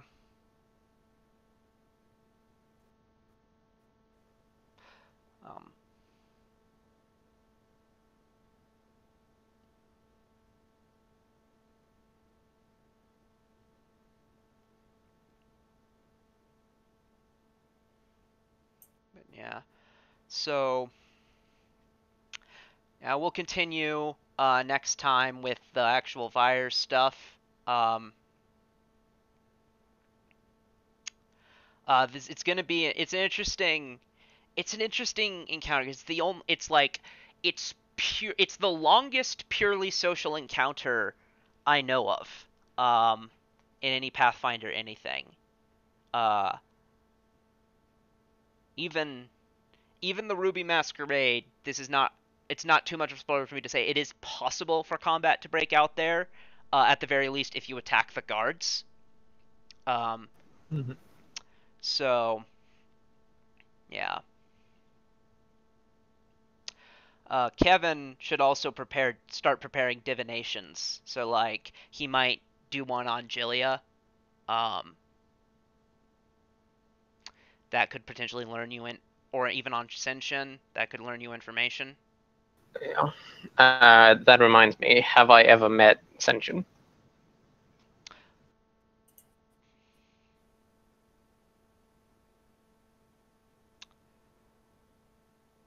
If you are both a noble and a very regular patron of the Opera House, I'm going to say maybe once, but you've probably not had very many extended interactions with her. Okay. So that's firsthand, but no connection. Yes. You've certainly seen her in person. Okay. That's all I needed. We're gonna try to scry her and the mayor on the boat I'll on resolve the that. same day. I'll go ahead and resolve that now. Okay. Let's say evening time, so like 9 o'clock. All right. So the first night on the boat at 9, let's start with, let's see, Henshin. I only get 3 third level spells per day, so that's gonna have to be it. This is the first day on the boat, so no, you'll arrive at Vyra the second toward evening the second day. Okay. So let me just check some of these things. Oh.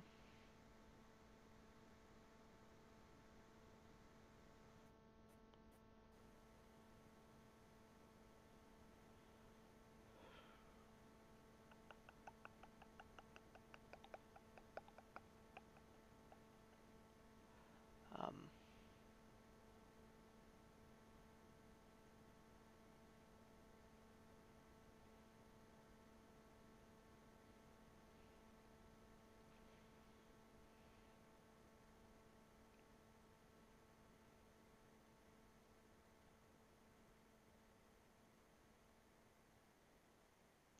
okay. So with scrying on, let's roll the saves. So you've not got anything new. So for Jillia, that's going to be,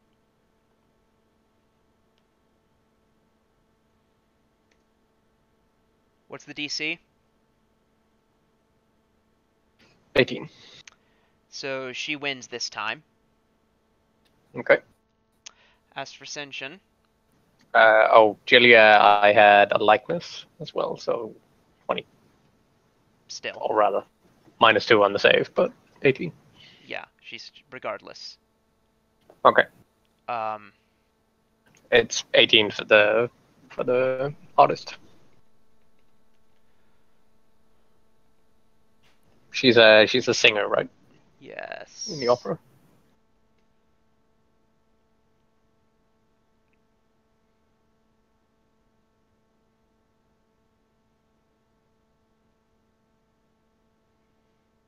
Okay. Um,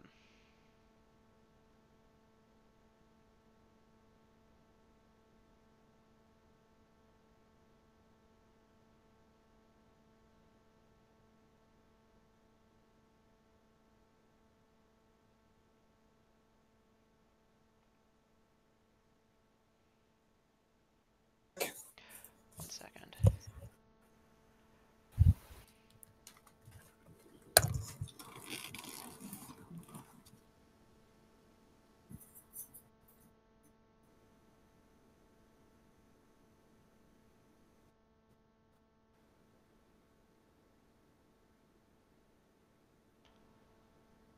Okay.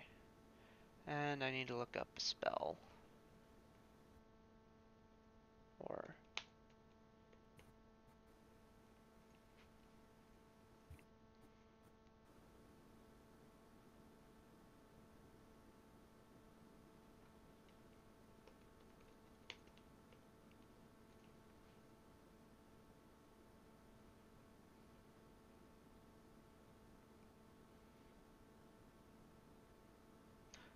Nope, not what I wanted. There you are.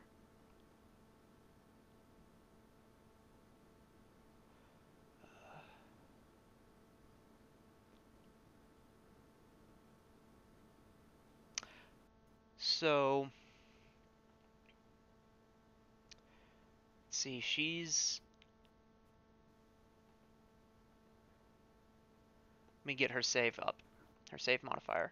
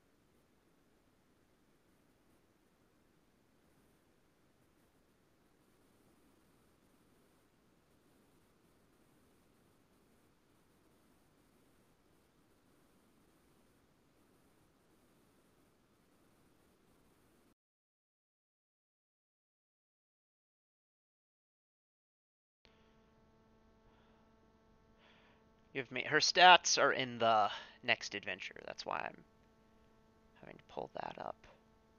Mm-hmm. There they are. So... Defense, will...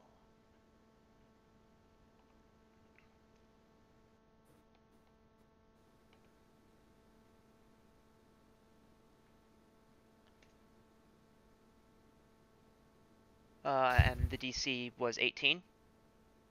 Correct. Doesn't work on her either. Understood. Okay. You could try again in 24 hours, but we'll open the next session with that.